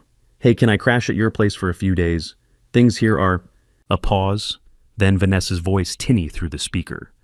I'm actually really busy right now. Maybe ask someone else. Busy. We were supposed to go to that concert next week. Det ska speak or be städen. Oh, about that, I can't make it, sorry. Wait, can't make it or don't want to go with me. Silence. Then, look, Avery, I just think maybe we need some space. Things are really complicated right now. Space. We've been friends for 3 years. Yeah, I'll text you sometime. The call ended. I heard Avery's breathing, fast, shallow. Then she dialed again. Ashley, it's me. Listen, can I... Another rejection, same excuse. Really busy right now, sorry. She tried Brittany. Dealing with some personal stuff, can't hang out. Then Madison. Didn't even answer. A text came through, I heard the notification sound. Avery read it aloud, voice breaking. Sorry, can't talk right now. 4 best friends, all suddenly unavailable. I heard her scrolling through her phone, checking social media. A small broken sound. She'd been unfollowed, ghosted online too. Day 18, Friday. Avery found me in the workshop. I was sanding the bookshelf I'd been working on for weeks. Nearly finished now, 6 shelves, solid walnut joints tight. Sawdust covered the floor. The air smelled like pine resin and mineral spirits. She stood in the doorway, mascara running down both cheeks, hair in a messy bun. She hadn't showered. Are you happy? Her voice was sharp, bitter. You turned everyone against me. I didn't stop sanding. The rhythm helped me think. I haven't talked to your friends. Then why is everyone avoiding me? Maybe they were never your friends. Maybe they just liked what you could afford to pay for. That's not true. I finally looked up, set down the sandpaper. When was the last time you did something that didn't cost money, coffee at their place, a walk in the park? Or was it always fancy brunch shopping trips, spa days? Or 60 bucks scammer. Her face fell. The anger drained out of her like water from a broken cup. The money ran out Avery, and apparently so did they. She started crying. Real tears, not manipulation, recognition. I thought Vanessa was my best friend. Best friends don't disappear when your credit card maxes out. I don't have anyone. You have your mother, and you have yourself. That'll have to be enough. That afternoon I heard sounds upstairs, footsteps, dragging, the scrape of cardboard on hardwood, the metallic screech of packing tape being pulled from a dispenser. I went up to check. Avery's bedroom door was open. Empty cardboard boxes stacked against the wall, 6 or 7 of them, different sizes. Labels in her handwriting on some clothes, shoes, makeup. She was folding clothes, packing them carefully into a duffel bag. Cynthia was in the background wrapping picture frames and newspaper. Packing. Avery didn't look at me, kept folding. We don't have the money to stay, you know that. I know. You won. This wasn't about winning. Then what was it about? Survival. That night I heard more boxes being moved, drawers opening and closing, the sound of tape, Cynthia's voice muffled giving instructions, Avery's footsteps back and forth across the ceiling. I checked Facebook Marketplace on my phone out of curiosity. There it was, the Peloton bike, posted an hour ago. $1,800, like new, must sell ASAP. The designer chair, $800, still in plastic. The 70-inch TV, $1,200, no scratches. They were liquidating. 3 days left. The countdown had become real. Day 19. A certified envelope rests in my hand. What's inside will leave me with only 2 real choices: protect myself or protect the illusion of family. Before I open it and tell you exactly what Cynthia did, I want your opinion. Comment 1 if you believe I should go straight to the police. Comment 2 if you think I should confront her face to face first. Comment 3 if you believe I should stay quiet for the sake of family. Drop your number below so I know you're still walking through this with me. And a quick reminder, parts of this story include constructed elements for illustration and reflection. If this content doesn't feel right for you, you're free to step away at any time. Day 19 arrived with the harsh rip of packing tape and the hollow echo of a house preparing to forget who had lived inside it. It was Saturday morning, 10 o'clock sharp, when I pulled back into the driveway with a box of heavy-duty contractor trash bags in the passenger seat. I had driven into town early, bought the thick black kind that don't split under weight. If this was going to end, I wanted it to end without another mess left behind for me to clean. From the outside, nothing looked different. The siding was the same faded beige. The porch light still flickered faintly in daylight, the way it always had. But the second I stepped through the front door, I knew the house had changed. Boxes, brown cardboard everywhere, stacked in the hallway, lined up along the living room wall, clustered near the staircase like silent witnesses. Some were sealed tight with glossy strips of tape. Others were open, half-filled with folded sweaters, paperback novels, framed photographs wrapped in old newspaper. The air smelled like dust and adhesive and something else departure. The Peloton was gone. $1,700, Cynthia had said when I asked about it the night before. A stranger with a pickup truck had come while I was at the mine and hauled it away. The spot where it had sat for months collecting dust and reminding me of what my labor funded was, now a pale rectangle on the carpet. Sunlight had reached it for the first time in a year. The designer chair was missing too. The 70-inch television still hung above the fireplace, but a note was taped to the screen in thick black marker, sold, pickup Sunday, 3 p.m. It struck me that everything that had once felt permanent now looked temporary, disposable, like props from a play that had run its final show.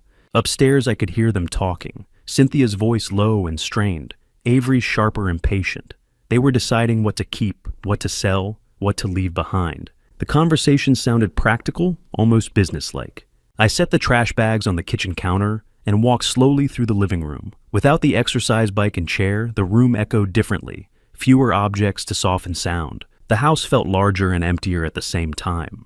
At 12:30, I made myself a turkey sandwich, bread, mustard, a few slices of deli meat, ordinary food for an extraordinary day. I stood at the counter and ate in silence. The doorbell rang. Mail carrier, certified letter, signature required. I stepped onto the porch and signed for it, then looked down at the return address. Oakdale Mortgage Services. My stomach tightened. I hadn't had a mortgage in 8 years. I closed the door and stood in the hallway, the envelope heavy in my hand. Upstairs, Cynthia laughed at something Avery said. The sound felt misplaced, too light for what I suspected. I opened the envelope carefully. Cash out refinance application. My name printed clearly at the top. Property address correct. Loan amount requested $65,000. I scanned down to the signature line. Harlan Whitaker. But it wasn't mine. The handwriting was similar. close enough that a distracted clerk might miss it, but the capital S curved too wide. The double L in Whitaker leaned the wrong direction. Someone had practiced. Someone had tried to copy me. The application date read October 3rd, right in the middle of the 21-day countdown. They had tried to refinance my house. The house I had spent 3 decades paying off. The house I had finally owned free and clear. They had attempted to extract $65,000 in equity without my knowledge. If the mortgage company hadn't flagged the signature for verification, if they had approved it automatically, I would have woken up one morning owing $65,000 on a home that was supposed to be debt-free. I expected rage. I expected my hands to tremble. They didn't. Instead, I felt something colder, focused. At 1:15 p.m., I called Brian Foster. Marcus had given me his card weeks earlier. I had tucked it into my wallet and nearly forgotten about it. He answered quickly. Foster and Associates. Mr. Foster, this is Harlan Whitaker. I need advice. Tell me what's going on. I told him everything. The drained joint account, the $80,000 gone over 10 months, the 21-day ultimatum, the camera footage of Avery's boyfriend entering my home repeatedly, and now the refinance application, the forged signature, the attempt to place debt on my property. He was silent for several seconds. Mr. Whitaker, he said, finally what you're describing is mortgage fraud and forgery, both felonies, potentially grand larceny. If prosecuted, you're looking at serious prison time. I assumed as much. My recommendation is to file a police report immediately, even if you don't press charges. Establish documentation. If anything else is attempted, identity misuse, credit fraud, you'll have a record protecting you. And if I decide to press charges, you have strong grounds. But that's your decision. I paused. I don't want revenge, I said. I want peace. Then file the report. Preserve your evidence. Make it clear you're serious. That may be enough. Thank you. Good luck, Mr. Whitaker. I ended the call and stared at the letter again. $65,000. At 2 o'clock, I went upstairs. Cynthia was in the bedroom folding clothes into a suitcase. She looked up, saw the envelope, and immediately went pale. Harlan. I held up the letter. Cash out refinance. $65,000. My signature. Except I never signed it. She swallowed. We were desperate, she said quietly. We needed money. To stay. To pay what you were asking. Who signed it? I asked. Silence. You or Avery? I did, she whispered. The room felt smaller. It's our house, she said weakly. I was accessing equity. It's my house, I corrected calmly. My name on the deed. My mortgage paid off. And you forged my signature on a legal document to borrow $65,000. I wasn't stealing. You were committing mortgage fraud, I said. That's a felony. 2 to 7 years. She sat down heavily on the bed. I spoke to a lawyer an hour ago, I continued. He advised me to file a police report. Her eyes widened.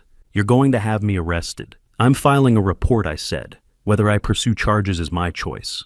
Please, I kept my voice steady. I'm not pressing charges. Not because you don't deserve consequences, but because I don't want my life tied up in court. I don't want hearings. I don't want testimony. I want closure. Tears streamed down her face. But understand this, I said. If you are not gone by Monday morning, or if you ever use my name again for credit loans, anything I will prosecute. I will use every piece of evidence I have. The bank records, the doorbell footage, this letter. I held it up one last time. Do you understand? She nodded. I went downstairs and called the Oakdale Police non-emergency line, reported attempted mortgage fraud and forgery. They took my statement and told me an officer would follow up Monday. By evening, I had everything documented. The $80,000 drained from the account. The doorbell camera videos showing Derek entering my home for months. The forged refinance application. I could have pursued criminal charges, could have dragged them into courtrooms and watched consequences unfold. But as I sat alone in the workshop that night, listening to their voices drift faintly through the walls, Cynthia's subdued, Avery's resentful, I realized something. Revenge wouldn't give me back 38 years underground. It wouldn't restore the hearing I'd lost to machinery. It wouldn't clear my lungs or smooth the scars on my hands. Revenge requires energy, and I was done spending mine. All I wanted was my house back, my name back, my peace back. By Monday I would have it, and that was enough. Monday, day 21. The deadline had stopped being a warning. It had become a release valve. I woke at 5:30 out of habit, even though I had taken the day off. 38 years of rising before dawn doesn't disappear just because your life shifts. My body still expected steel-toed boots, a thermos of coffee, and the descent 950 feet underground. Instead, I lay still in the dark and listened. The house was quiet in that suspended way it gets before something final happens. No television murmuring downstairs, no footsteps in the hallway, no cabinet doors opening and closing. At 6:15, the quiet broke. A diesel engine rumbled into the driveway, the heavy, unmistakable sound of a U-Haul truck. The reverse alarm started beep, beep, beep as it backed in. Then the engine idled. A door slammed. Another. Muffled voices, low, tired. I sat up slowly. This was it. I dressed in jeans and a flannel shirt, then went downstairs and made coffee. The familiar routine steadied me, measuring the grounds, pouring water, waiting for the drip. I carried the mug to the kitchen window and stood there watching. Cynthia and Avery were already loading boxes. They must have been up since 4, finishing the last of it, taping lids shut, labeling in thick black marker. The U-Haul's back door stood open like a metal mouth, waiting to swallow what was left of them in this house. At 8:30, another car pulled into the driveway. Dorothy's silver Cadillac. She stepped out wearing sunglasses and a wool coat, like she was attending a meeting, not helping her daughter move out of a house she'd tried to leverage into debt. She glanced at my Silverado in its usual place, and her mouth twisted into something tight and contemptuous. She didn't knock, didn't come inside. She went straight to the truck and started lifting. I turned away from the window and went out to the workshop. The bookshelf was nearly finished. 6 shelves, solid walnut, clean lines, tight joints. I'd been working on it for 3 months longer than I'd expected. Over these past 3 weeks, every time the house grew tense, I had come out here and sanded. The repetition helped. The smell of wood shavings, the feel of grit smoothing rough edges. The physical act of shaping something into order when everything else felt chaotic. Through the small workshop window, I could see the driveway. Boxes moved from porch to truck in a steady rhythm. Suitcases, garbage bags bulging with clothes. The stand mixer Cynthia had insisted on 2 years ago, $400 used twice. Lamps, picture frames, a half-assembled bookshelf from Avery's room that had always leaned slightly left. They worked mostly in silence. No shouting, no dramatic scenes. Just cardboard scraping metal, the thud of weight shifting, occasional grunts of effort. Dorothy handled most of the heavier items. Cynthia looked drained, pale, her shoulders curved inward like she was bracing against wind that wasn't there. Avery kept her head down, arms full of hangers and dresses still on them, sliding them into the truck like someone operating on muscle memory. They left behind what had always been mine. The couch I'd bought secondhand in 1998. The kitchen table with the uneven leg. The dresser upstairs with the stubborn drawer. The plain white dishes in the cabinet. Nothing fancy, nothing aspirational. Just serviceable things that had lasted longer than the marriage. At 2 o'clock, I made myself another sandwich. Turkey and mustard again. Ate it standing at the workbench, eyes drifting to the driveway between bites. By 2:45, the truck was full. They shut the back door with a hollow metallic clang and secured it with a padlock. The 3 of them stood together in the driveway, Dorothy gesturing sharply toward the house, Cynthia shaking her head, Avery with her arms crossed staring at the pavement. Then Cynthia turned. She walked toward the workshop. I set the sandpaper down and wiped my hands on my jeans. She knocked, 3 soft taps. I opened the door. She stood there in a gray hoodie and jeans. No makeup, hair pulled back. She looked older than her 52 years, not in wrinkles but in wear. "We're leaving," she said. "I know." Silence stretched between us. Her eyes drifted past me into the workshop, took in the bookshelf, the tools neatly arranged on pegboard, the stacks of scrap wood I saved because sometimes a small piece solves a big problem. "It didn't have to end like this," she said quietly. "It didn't have to start like this either." Her jaw tightened, but she didn't argue. "I'm sorry," she said, "for the lies, for everything." I studied her face. I believed she felt something. Regret maybe, exhaustion certainly. But I didn't believe she was sorry for the choices. I believed she was sorry for the consequences. "Apologies don't undo what happened," I said. She nodded slowly. "You look lighter," she added. "I considered that. I am. I hope you find what you're looking for." I already did. She waited for more.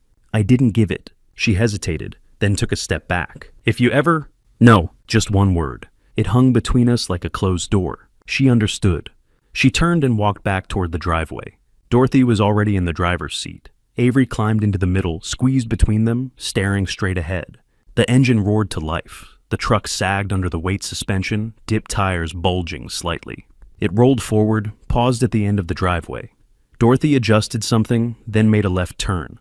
The truck disappeared down the street. I stood in the workshop doorway until I couldn't see it anymore. Then until I couldn't hear it anymore. Only when the sound had completely faded did I step back inside. The house felt different. Not just emptier. Open, the air seemed to move more freely. Light came through the windows without bouncing off piles of clutter or reflecting off screens. I walked through each room, the living room first. My couch sat where it always had, the one I bought 26 years ago, before Cynthia, before Avery, before any of this. The coffee table I built in this workshop, hand sanding it smooth on a winter night, long before I imagined sharing this space. The television was gone, just the mount and a rectangle of darker paint where it had shielded the wall from sunlight.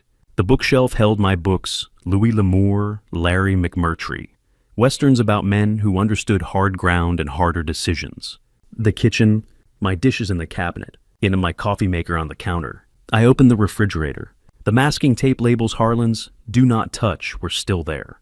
I peeled them off slowly and dropped them into the trash. I didn't need them anymore. Upstairs, Avery's room was bare. Dust outlines marked where the dresser and bed had stood. Faint tape residue on the walls from posters long removed. Cynthia's closet was empty too. A few wire hangers remained. On the top shelf, a shoebox. I pulled it down. Inside were old photographs, Cynthia and her first husband. Cynthia holding Avery as a baby, smiling faces from a life that had existed before mine intersected with hers. I closed the box and carried it downstairs. Set it by the curb with the trash. Not out of spite, out of closure. I returned to the living room and sat in my chair by the window. The same chair Dorothy had occupied 3 weeks ago, while trying to diminish me in my own home. I sat there and breathed. No footsteps upstairs. No low conversations through walls. No television blaring reality shows I never watched. No one asking for money, for favors, for extensions. Just the furnace clicking on, the hum of the refrigerator, the steady tick of the wall clock, the same clock that had been here when I bought this house in 2001. For 3 weeks I had pushed toward this moment. 3 weeks of confrontation, of boundary setting, of sleepless nights listening to whispers through drywall. Now that it had arrived, I didn't feel victorious. I didn't feel triumphant. I felt spacious. Like someone had thrown open every window in a house that had been sealed shut for too long. The November air was cold, sharp, but clean.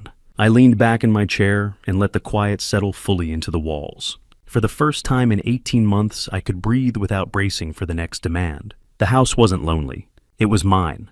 The first night alone, I locked the bedroom door out of reflex. Then I stood there in the dark, hand still on the knob, and realized I had locked it, because I'd grown used to protecting myself inside my own house.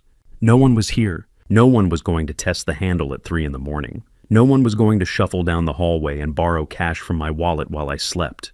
No one was going to whisper on the phone behind a half-closed door. The silence wasn't tense anymore. It was real. I unlocked the door. Then I left it open, just a few inches. Let the air move through the hallway and into the bedroom like it had a right to. Tuesday morning, day 22.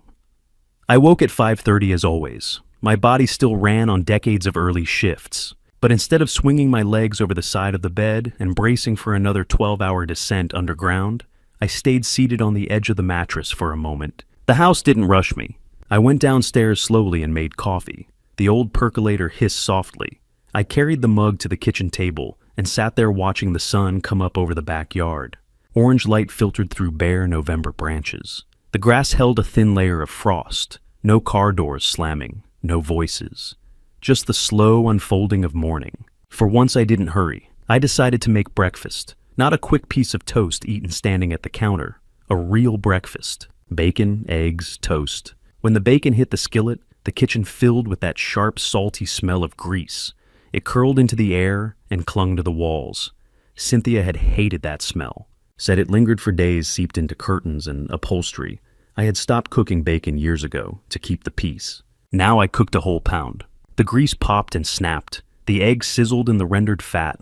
I stood there and listened to it like it was music. I ate at the table with yesterday's newspaper spread open in front of me, took my time, chewed slowly, poured a second cup of coffee. Afterward, I opened the refrigerator. The labels were still there. Masking tape strips with thick black marker, Harlan's, "Do Not Touch." I peeled them off one by one. Milk, butter, deli meat, eggs. rolled each strip into a small ball, and tossed them into the trash. I didn't need labels anymore. The entire house was Harlan's. Wednesday. I called the mine and said I wasn't coming in. First time I'd taken a day like that in 2 years. The supervisor sounded surprised, but he didn't question it. I had earned the right to be absent once in a while. I spent the entire day in the workshop finishing the bookshelf. I sanded every edge smooth, applied a coat of polyurethane, waited for it to dry, sanded lightly again, applied another coat, repeated the process 3 times. By evening, the walnut shelves glowed softly under the light. The grain showed through the finish like lines in a map. I stepped back and looked at it. It wasn't elaborate, no ornate carvings, no dramatic flair, just solid, balanced, well-made. I felt a quiet pride settle in my chest. I had built something sturdy, something that would hold weight.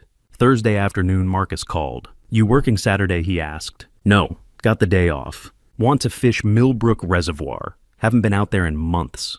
I looked around the house, sunlight on the floor, the faint smell of sawdust lingering from the workshop. "Yeah," I said, "I'd like that." Saturday morning at 6, we met at the reservoir. 40 degrees. Our breath turned to mist in the air. The water lay still, a thin layer of fog hovering above it. We set up on the east bank, cast our lines, sipped coffee from thermoses.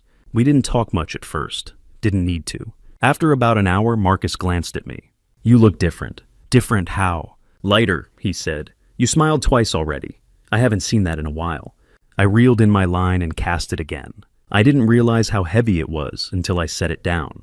He nodded like he understood completely. We fished until noon, caught 3 bass and a catfish, threw them all back. It wasn't about taking anything home. Sunday evening, I invited Marcus over for dinner. First guest in the house since Cynthia left.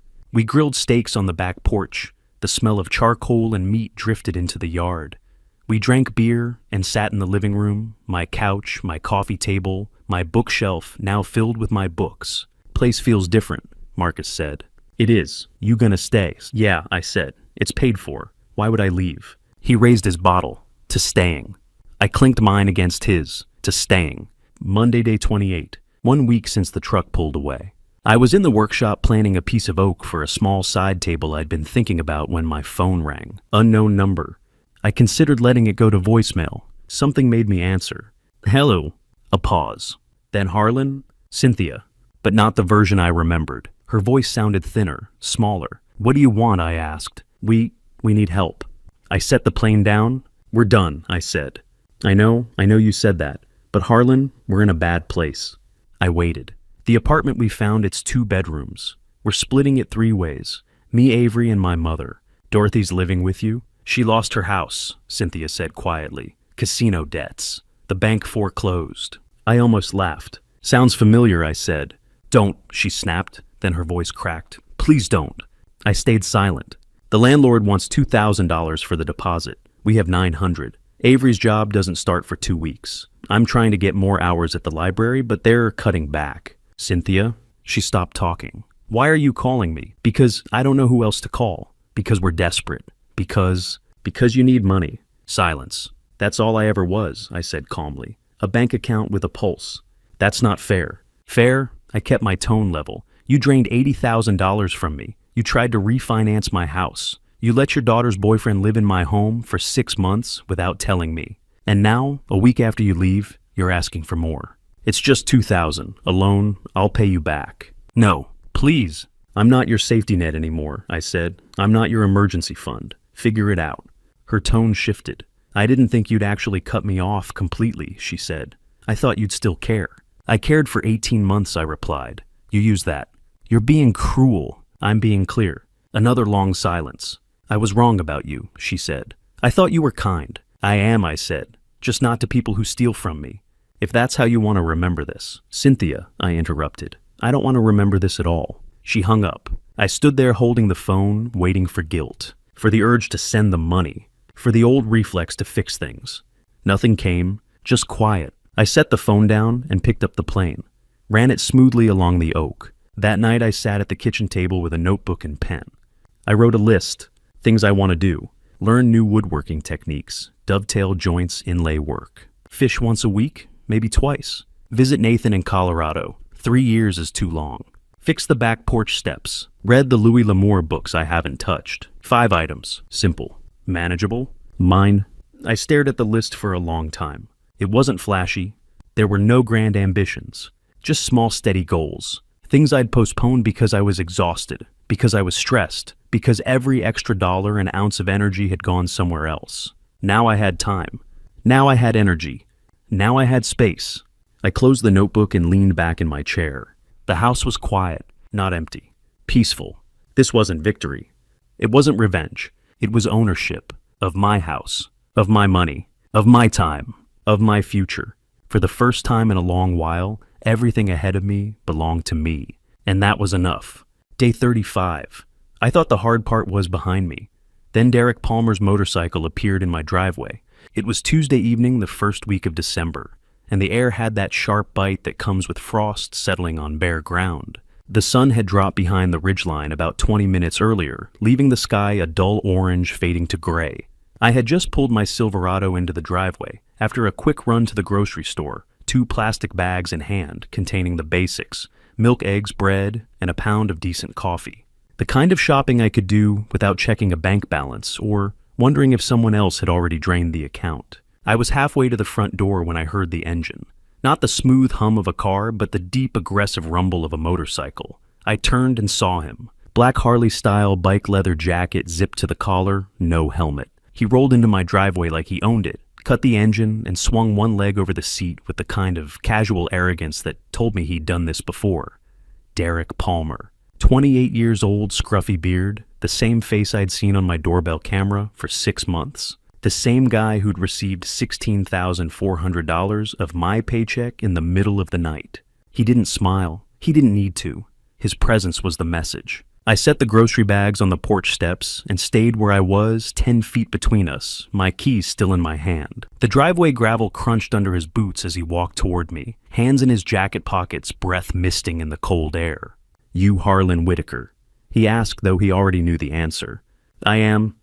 "You're the guy who kicked Avery and her mom out with nowhere to go." I kept my voice level. I gave them 3 weeks' notice in clear terms. They chose not to accept them. Derek took another step forward. "You think that makes you right?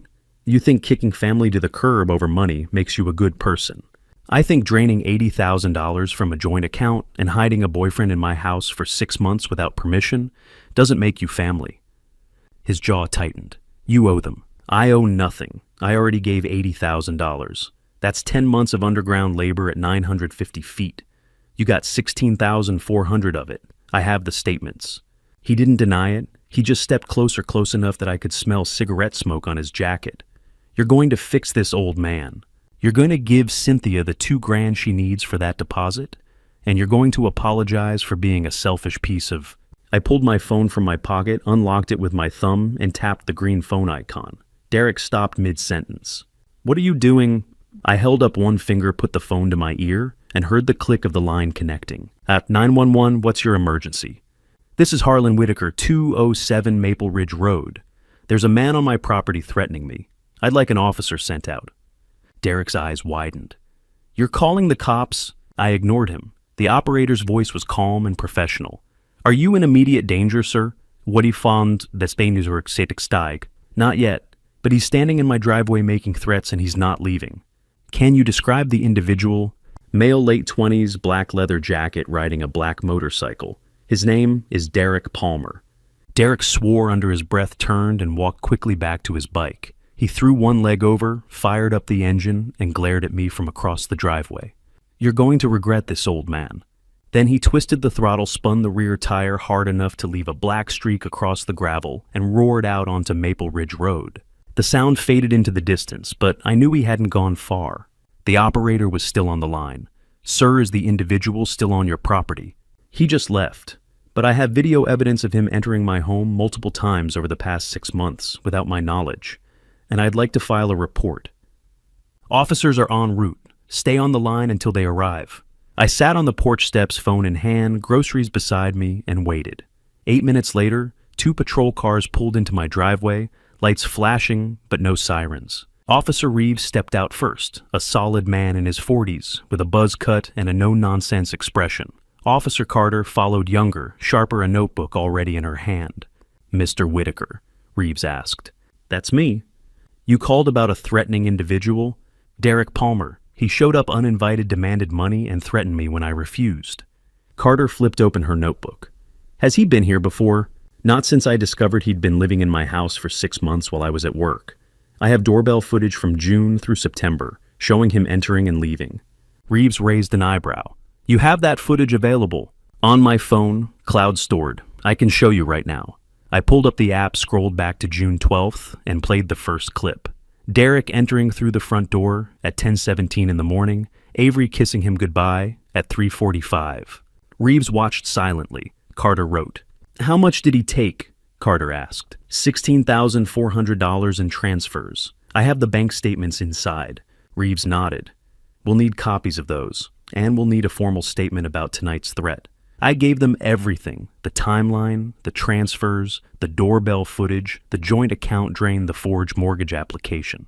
By the time we finished, it was 7:30. You should file for a PFA order, Reeves said. Protection from abuse. It'll prohibit him from coming within 500 feet of you or your property. Given the evidence you have, it'll likely be granted within 48 hours. Where do I file? County courthouse. Tomorrow morning, first thing. Bring this footage and the statements. I thanked them. They left.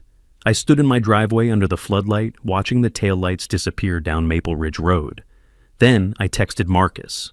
Need backup? His reply came 30 seconds later. On my way, bring coffee. He arrived at 7:45, stayed until 9, and we didn't talk much. We didn't need to. Sometimes presence is enough. After he left, I locked every door, double-checked the cameras, and set the restraining order paperwork on the kitchen table for tomorrow morning. The threats were over. Now the healing could begin. Day 35. I truly believed the worst was over. I thought the arguments, the threats, the legal letters, and the late-night confrontations had already taken their turn. I was wrong. It was a Tuesday evening in early December, the kind of cold that doesn't announce itself loudly, but seeps into your bones once the sun drops. The sky was fading from burnt orange to a dull winter gray behind the ridge.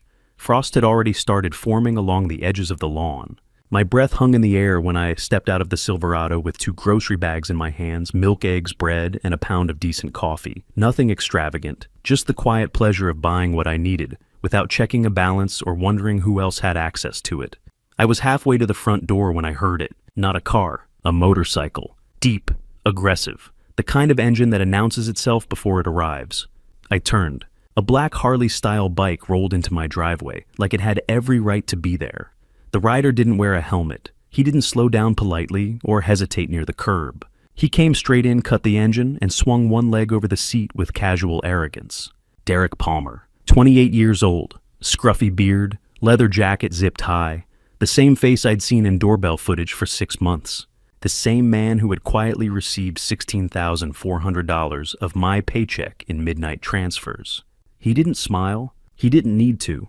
The message was clear. He thought I would fold. I set the grocery bags down on the porch steps and stayed where I was, 10 feet between us, my keys still in my hand. The gravel crunched under his boots as he walked toward me. His breath fogged in the cold air. His hands remained in his jacket pockets like he was strolling into a conversation he'd already decided he'd win. You Harlan Whitaker? He asked. You know I am. You're the guy who kicked Avery and her mom out with nowhere to go. His tone wasn't questioning. It was accusing. I gave them 3 weeks' notice, I said evenly. Clear terms. They chose not to accept them. He stepped closer. You think that makes you right. You think throwing family out over money makes you a decent man. I think draining $80,000 from a joint account and hiding a boyfriend in my house for 6 months without my knowledge doesn't make you family. His jaw tightened. You owe them. The word hung in the air. I owe nothing, I replied. I already gave $80,000. That's 10 months of underground labor at 950 feet. You personally received $16,400. I have the statements. He didn't deny it. Instead, he closed the distance further, close enough that I could smell stale cigarette smoke on his jacket. You're going to fix this, he said quietly. You're going to give Cynthia the $2,000 she needs for that apartment deposit. And you're going to apologize for being a selfish piece of... I reached into my pocket and pulled out my phone. Unlocked it. Tapped the green icon. He stopped mid-sentence. What are you doing? I held up one finger and put the phone to my ear. The line clicked. 911, what's your emergency? "This is Harlan Whitaker, 207 Maple Ridge Road," I said calmly. "There's a man on my property threatening me. I'd like an officer dispatched." Derek stared at me in disbelief. "You're calling the cops." I ignored him. "Are you in immediate danger, sir?" the operator asked. "Not yet, but he's refusing to leave and making threats." "Can you describe him?" "Male, late 20s, black leather jacket, black motorcycle. Name is Derek Palmer." Derek muttered something under his breath. Then louder, "You're serious?" I didn't respond to him. The operator's voice remained steady. "Officers are on the way. Stay on the line." Derek stepped back, clearly calculating. He walked toward his bike. "You're going to regret this, old man," he said. He kicked the engine to life. The rear tire spun hard enough to scatter gravel across the driveway. He shot one last glare at me, then roared out onto Maple Ridge Road. The engine noise faded quickly. The operator was still speaking. "Is the individual still present?" "He just left," I said. "But I have video footage of him entering my home repeatedly over 6 months without my knowledge. I'd like to file a report. Officers are en route." I sat down on the porch steps and waited. The grocery bags rested beside me, milk sweating through thin plastic. 8 minutes later, 2 patrol cars pulled in, lights flashing, no sirens. Officer Reeves stepped out first. Solid build, buzz cut, calm posture. Officer Carter followed, already holding a small notebook. "Mr. Whitaker," Reeves asked. "That's me. You reported a threatening individual. Derek Palmer," I said. "He came here demanding money and made threats when I refused." Carter began writing. "Has he been here before?" she asked. "Not since I discovered he'd been entering my home while I was at work. I have doorbell footage from June through September." Reeves's expression shifted slightly. "You have it available?" "Yes." I pulled up the app and scrolled to June 12th, 10:17 a.m. Derek entering through the front door. I fast-forwarded to 3:45 p.m. Avery kissing him goodbye. Carter kept writing. "How much money was transferred to him?" she asked. $16,400, I said. "Documented in bank statements." Reeves nodded slowly. "We'll need copies, and we'll need a formal statement regarding tonight." We stood in my kitchen for nearly an hour while I explained everything. The drained account, the mortgage fraud attempt, the transfers, the timeline. By the time we finished, it was close to 7:30. "You should file for a PFA," Reeves said. "Protection from abuse. It will legally prohibit him from coming within 500 feet of you or your property." "How long does it take?" "Likely granted within 48 hours with this evidence." "File first thing in the morning?" "County courthouse," I asked. "Yes." I thanked them. The patrol cars pulled away taillights, disappearing into the cold evening. I stood in the driveway under the floodlight, listening to the quiet settle back in. Then I texted Marcus. "Need backup?" 30 seconds later, his reply. "On my way, bring coffee." He arrived within 15 minutes. No questions, no speeches, just presence. We stood in the workshop for a while. He leaned against the bench while I poured coffee into 2 chipped mugs. "He show up?" Marcus asked. "Yeah." "You call?" "Yeah." He nodded. "Good." We didn't say much else. Didn't need to. Sometimes solidarity isn't loud. At 9 o'clock he left. I walked through the house one more time. Locked every door, checked every camera angle. Set the mortgage fraud letter, the bank statements, and printed screenshots of the doorbell footage neatly on the kitchen table for the courthouse in the morning. I didn't feel shaken. I didn't feel scared. If anything, I felt confirmed. They had tried intimidation. It failed. I turned off the kitchen light and stood in the dark for a moment. The threats were done. The fear tactics were done. The old pattern pressure guilt manipulation was done. Now came structure. Now came legal boundaries. Now came healing. I went upstairs, left the bedroom door unlocked, and lay down. The house was quiet, and for the first time in a long time, I knew it would stay that way. December became January. January became March. The seasons changed, and so did I. The house still felt too big some mornings, the silence too loud, but it was a different kind of silence now. Not the tense walking on eggshells quiet of the last 18 months. This was the kind of silence where I could hear myself think again, where I could breathe without calculating the cost. The first Wednesday in December, Marcus convinced me to join him at Rosie's Diner for coffee. 6:30 in the morning, an hour before our shift. Inside, the air smelled like bacon grease and burnt coffee, and a group of men occupied the long corner booth near the window. Former miners and factory workers, and one retired truck driver. Marcus made 7, I made 8. Earl, the oldest, looked up when we walked in. White hair, thick glasses, suspenders over a flannel shirt. He gestured to the empty seat beside him. Harlan Wright heard, "You're newly single. Small towns. Everyone knows everything." I sat down. That's right. Rough time. It was. It's better now. Earl nodded once and poured me coffee from the pot on the table. Nobody pushed for details. That was small-town courtesy. They accepted me.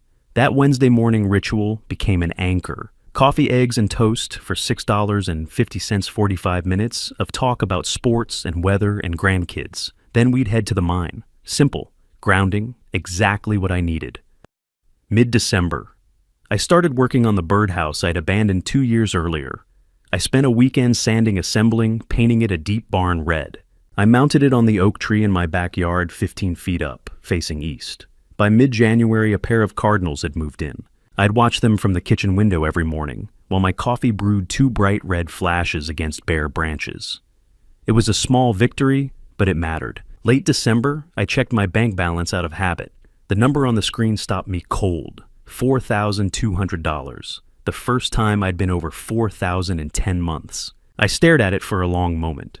$3,400 paycheck minus $1,800 in expenses left $1,600 in savings every month. No mysterious withdrawals. No 2 a.m. cash advances to someone I'd never met. Just my money sitting where I left it, growing slowly and steadily. Christmas came. I spent it alone, and it was a choice, not loneliness. I made a small turkey breast mashed potatoes with real butter and watched It's a Wonderful Life on the old television. Marcus had invited me to his daughter's house for dinner, but I'd declined. I wasn't ready for family chaos yet, but I appreciated the invite. January marked month 3. I called the credit card company on the 15th and told the woman on the phone I wanted to pay off the full balance, $8,000 in charges I hadn't made. She processed the payment. 2 minutes later, my balance read 0. 1 card down, 1 to go. My credit score started climbing. 680 in December, 695 by the end of January. Small steps, but forward. Saturday fishing trips with Marcus became routine. We'd meet at Millbrook Reservoir at 8 in the morning, thermoses of black coffee and bologna sandwiches wrapped in wax paper. We'd catch bass, admire them, release them back into the cold green water. Sometimes we talked, more often we sat in comfortable silence. One Saturday in late January, Marcus glanced over at me. "You're smiling more, Stu." I hadn't noticed. "Am I?" "Yeah, it's good." February. I did something I hadn't done in years. I treated myself. $220 on new work boots, Timberland steel toes, good quality leather. I didn't feel guilty. It was my money. My choice. I'd been wearing painful boots for 2 years, saving money for a household that never saved anything for me. That realization didn't make me angry anymore. It just made me sad for the man I'd been. That same week, I bought an $18 ribeye steak, the kind with good marbling and a thick cut. I grilled it on my back porch, cooked it to medium rare, and ate it at my dining table with Beethoven's Sixth Symphony, playing softly from the old radio. Cynthia had hated classical music. I loved it. I was reclaiming my own tastes piece by piece, meal by meal. March brought Tommy back to work. 6 months of recovery, a titanium rod in his femur, and a slight limp he'd carry the rest of his life. At lunch, he sat down across from me. "Heard you had your own cave-in at home, Stu." I smiled faintly. "Roof came down, but I'm rebuilding." "Good man. Life's too short to live in unstable tunnels." Mining wisdom, the best kind. Mid-March. I went to the doctor for a routine checkup. When he finished, he looked at me over his glasses. "Whatever you changed, Harlan, keep doing it." My weight was down 15 pounds. My blood pressure had dropped. I was sleeping 7 hours a night instead of 4 or 5. The chest pain was gone. Late March, I realized the last call from Cynthia had been 89 days earlier. No calls since, no texts. I hadn't thought about her in weeks, not with anger, not with regret. I just hadn't thought about her. That I understood was what healing looked like. By the end of month 4, my savings account held $8,400. I had $12,000 left in debt. My house was fully mine. My car was paid off. My income was steady. Financial stability had been restored. By April, I'd stopped checking my phone for her name, stopped rehearsing conversations that would never happen. The wondering had been replaced by knowing. I was 62 years old. I'd spent 38 years underground, 18 months in a broken marriage, and 3 months learning what peace actually felt like. It felt like morning coffee without tension, like fishing without checking the time, like sleeping through the night. It felt simple. and simple I was learning was underrated. 8 months, 2 seasons. Long enough to forget some scars, not long enough to forgive them. It was a Saturday afternoon in June, the kind of warm summer day where the breeze comes through the open workshop door and carries the smell of fresh-cut grass. 75 degrees clear sky, not a cloud. I was finishing the oak bookshelf I'd started back in month 1, the one I'd abandoned when everything fell apart. 6 shelves, hand-sanded mortise and tenon joints, the kind of craftsmanship you can't rush. The radio played Tom Petty, and I was content, truly content. The knock on the screen door was soft, hesitant. I looked up and saw a woman standing outside. It took me a full second to recognize her. Cynthia, but different. Her hair was pulled back in a simple ponytail, gray streaks she'd stopped covering. No salon dye, just natural aging. Her face was lined and makeup-free, the kind of tired that settles into skin after months of hard work. Her hands were rough and red, and chapped nails short and unpolished. She wore faded jeans that looked like they'd come from Goodwill, a plain t-shirt, and worn sneakers with frayed laces. Everything about her body language was different. Defeated. Humble. I set the sandpaper down and removed my glasses. Cynthia. Hi, Harlan. Can I come in? I hesitated, then nodded and opened the screen door. She stepped inside, her eyes sweeping the organized tools, the half-finished projects. You've been busy. Staying busy helps. I gestured to the old workshop stool near the window. She sat. I leaned against the workbench. How did you know I'd be here? Saturday afternoon. You always loved your workshop. Still do. She folded her hands in her lap, then held them out toward me, palms up. I'm not here for money. Okay, I'm working 2 jobs now. Morning shift at Valley Diner, 6 to 2. Evening housekeeping at Budget Inn, 4 to 10. That's hard work. It is.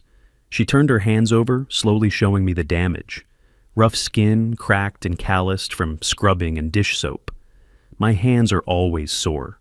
I come home and there's nothing left. No energy, no money, just empty. She paused. That's how you felt, wasn't it? For 18 months. Coming home empty? I nodded once. Yes, I understand now what you meant. About boundaries, about being used. What changed? Working 70 hours a week just to make rent and groceries. Counting every dollar, choosing between gas and food.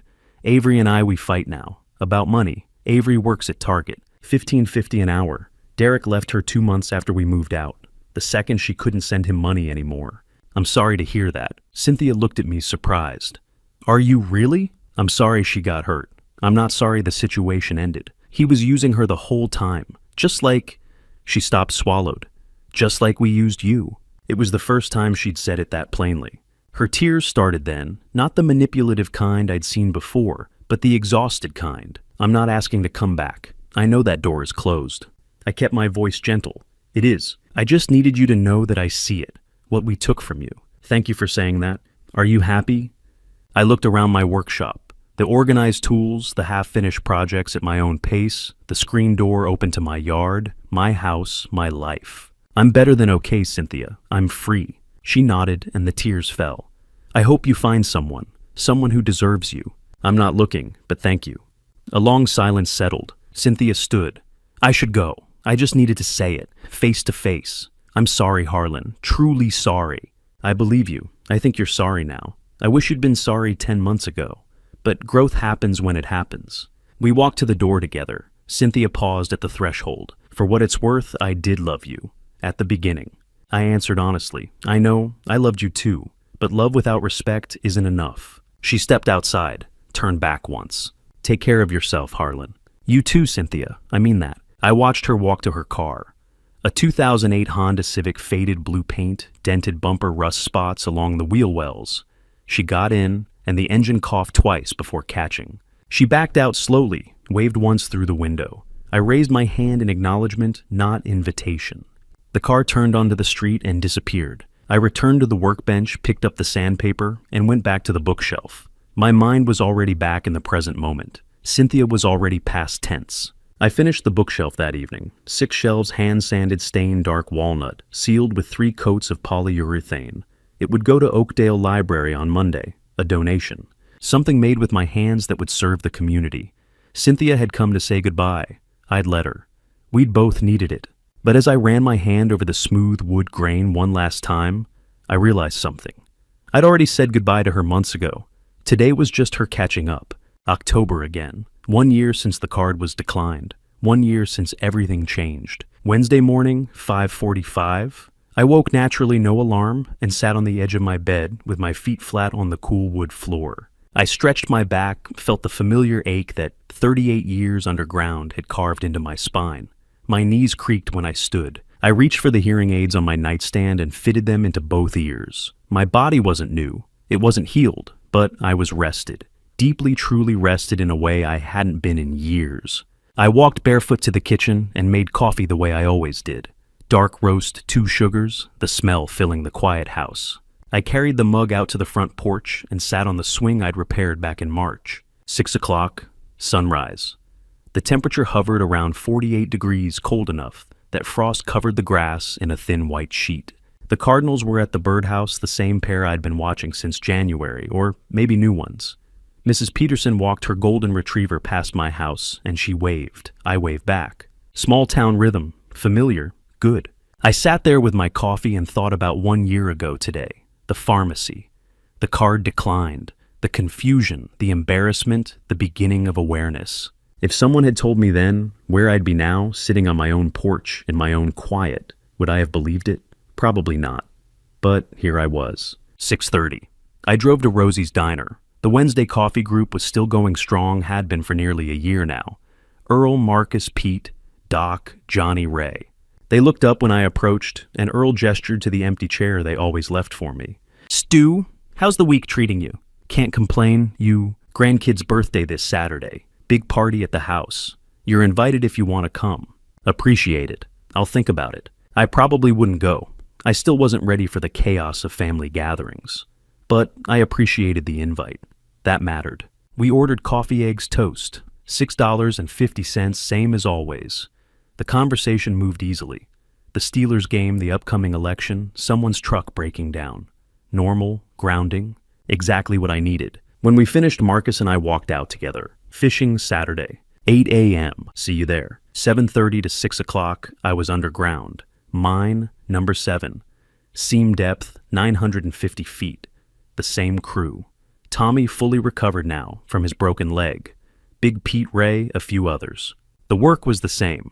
Drilling, loading coal, setting roof bolts. Coal dust in the air. Noise at 95 decibels, the humid heat. But the feeling was different. When the shift ended and I drove home, I wasn't bracing for tension. I wasn't calculating how much money might be missing or what argument might be waiting. I was just going home, to my space, my peace. At 4:45, I stopped at Oakdale Pharmacy. Blood pressure medication, refill $47.50. The same pharmacy from 1 year ago. The same clerk behind the counter. She rang up the prescription and I handed her my card. A different card now, my individual account. The machine beeped. Approved. "Have a good evening, Mr. Whitaker." "You too." A small victory, but it still mattered. 1 year ago, that card had been declined.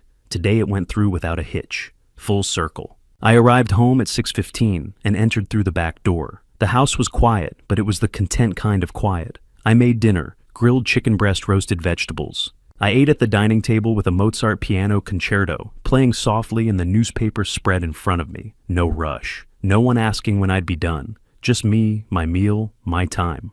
Before bed, I checked my bank account. Savings, $23,600. Debt zero. The last credit card had been paid off in July, and my credit score had climbed to 735. Financial stability had been fully restored. The last call from Cynthia had been 4 months ago, back in June. No calls since. Avery, no contact. I realized I hadn't checked my phone anxiously in months, hadn't monitored my accounts obsessively, hadn't braced for disaster. The trust had been rebuilt not in other people, but in myself. At 9, I finished for the night and returned to the house. I showered, changed into clean clothes, and picked up the book from my nightstand. Lonesome Dove. I read 30 pages, set the book down, turned off the light, and closed my eyes. Morning would come again. Mine work, coffee group, workshop projects, fishing with Marcus on Saturdays. Simple routines that added up to a life I'd chosen, not one that had been chosen for me. My hands, my life, my choice. Tomorrow I'd wake, make coffee, watch the sunrise from the porch swing, and that would be enough. If you've made it all the way to the end of this family story, I want to leave you with something honest. I'm not extraordinary. I'm not brave in some cinematic way. I'm a 63-year-old coal miner who spent nearly 4 decades 950 feet underground before I finally learned one simple word: no. It took me 38 years of hard labor and one painful year above ground to understand what truly matters. I didn't learn it quickly, but I learned it fully. This family story was never about revenge dominance or proving a point. It was about keeping your dignity when everything around you tries to take it. When I look back at those 18 months, I don't see a villain or even a victim.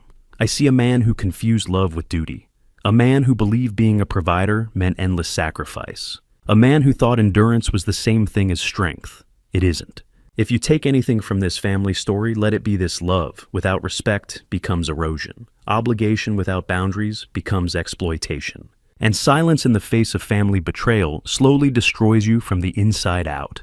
People online called it dad revenge, but revenge suggests anger as the driving force. That wasn't it. I didn't want to hurt anyone. I didn't wake up plotting punishment. I wanted my peace back. I wanted to look at my bank account without fear. I wanted to come home without bracing for another argument. I wanted to breathe without feeling like my chest might cave in from stress. That isn't revenge. That's self-preservation. The hardest truth I had to accept was this: boundaries are not cruelty. Saying no is not abandonment. Walking away from repeated family betrayal is not selfish. It is sometimes the only way to survive with your integrity intact. When someone treats you like a resource instead of a person stepping back isn't harsh, it's necessary. Family, in my view, is not defined by shared walls or shared blood. It's defined by mutual respect, honesty, and care that goes both directions. A title alone doesn't create loyalty. And blood alone doesn't give anyone permission to bleed you dry. Family betrayal hurts precisely because it violates that expectation of safety. But recognizing it doesn't make you heartless. It makes you awake. If this family story speaks to you, if you've ever felt like someone's personal ATM, someone's emotional safety net, someone's backup plan, I hope you understand something clearly. Your life has value beyond what you provide. Your work, your time, your health, your energy. They are not unlimited resources for others to extract. Maybe your situation looks different. Maybe it isn't about money. Maybe it's emotional manipulation. Maybe it's constant guilt. Maybe it's subtle disrespect disguised as that's just how families are. Whatever form it takes, family betrayal leaves the same mark: exhaustion. And exhaustion is not the same as love. If this family story has resonated with you in any way, I invite you to share your thoughts below. Not because I need validation, but because stories connect us. Sometimes reading someone else's comment reminds you that you're not alone in your own version of family betrayal. If you believe someone else could benefit from hearing this message about boundaries and self-respect, share this story with them. And if conversations like this matter to you, conversations about dignity, accountability, and finding peace after family betrayal, consider subscribing so we can continue them together. Thank you for staying until the end. Truly, your time is something you can never get back, and the fact that you chose to spend it here means more than you realize. One final note: future stories shared here may include fictional elements crafted to illuminate real-world lessons. They are meant for reflection and growth. If this type of content isn't right for you, there are countless other voices out there that may better match what you're looking for. As for me, I'll keep choosing peace, I'll keep choosing clarity, and I'll keep choosing a life that belongs to me. Take care of yourself, guard your dignity, and remember, you are worth more than what anyone can extract from you.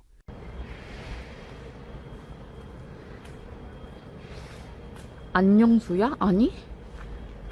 뭐지? 나 잠깐만, 수야긴 수야인데 뭐였지? 나도 까먹었어. 미안. 언니, 그런 걸 다 견뎌야 돼. 내가 한번 물어보고 올게, 엄마한테. 밥 안 먹을 때 어떻게 해야 잘 먹는지. 수야 일상. 맞았어.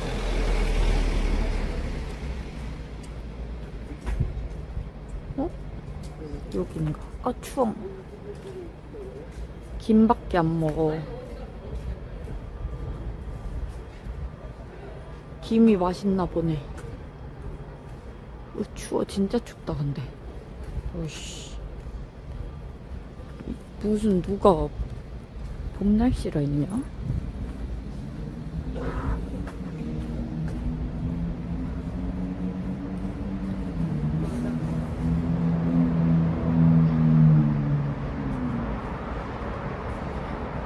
저요? 아니, 그냥 추워서 감싼 건데요? 왜 자꾸 예쁜 척 한다고 하는 거야? 예쁘게 태어난 건데.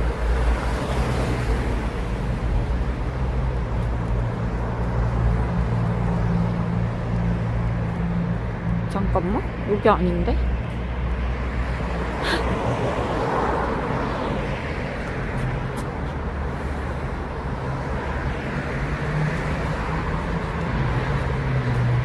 어? 어디지? 지금 오늘 몇 요일이야? 아, 까비. 현금 없어.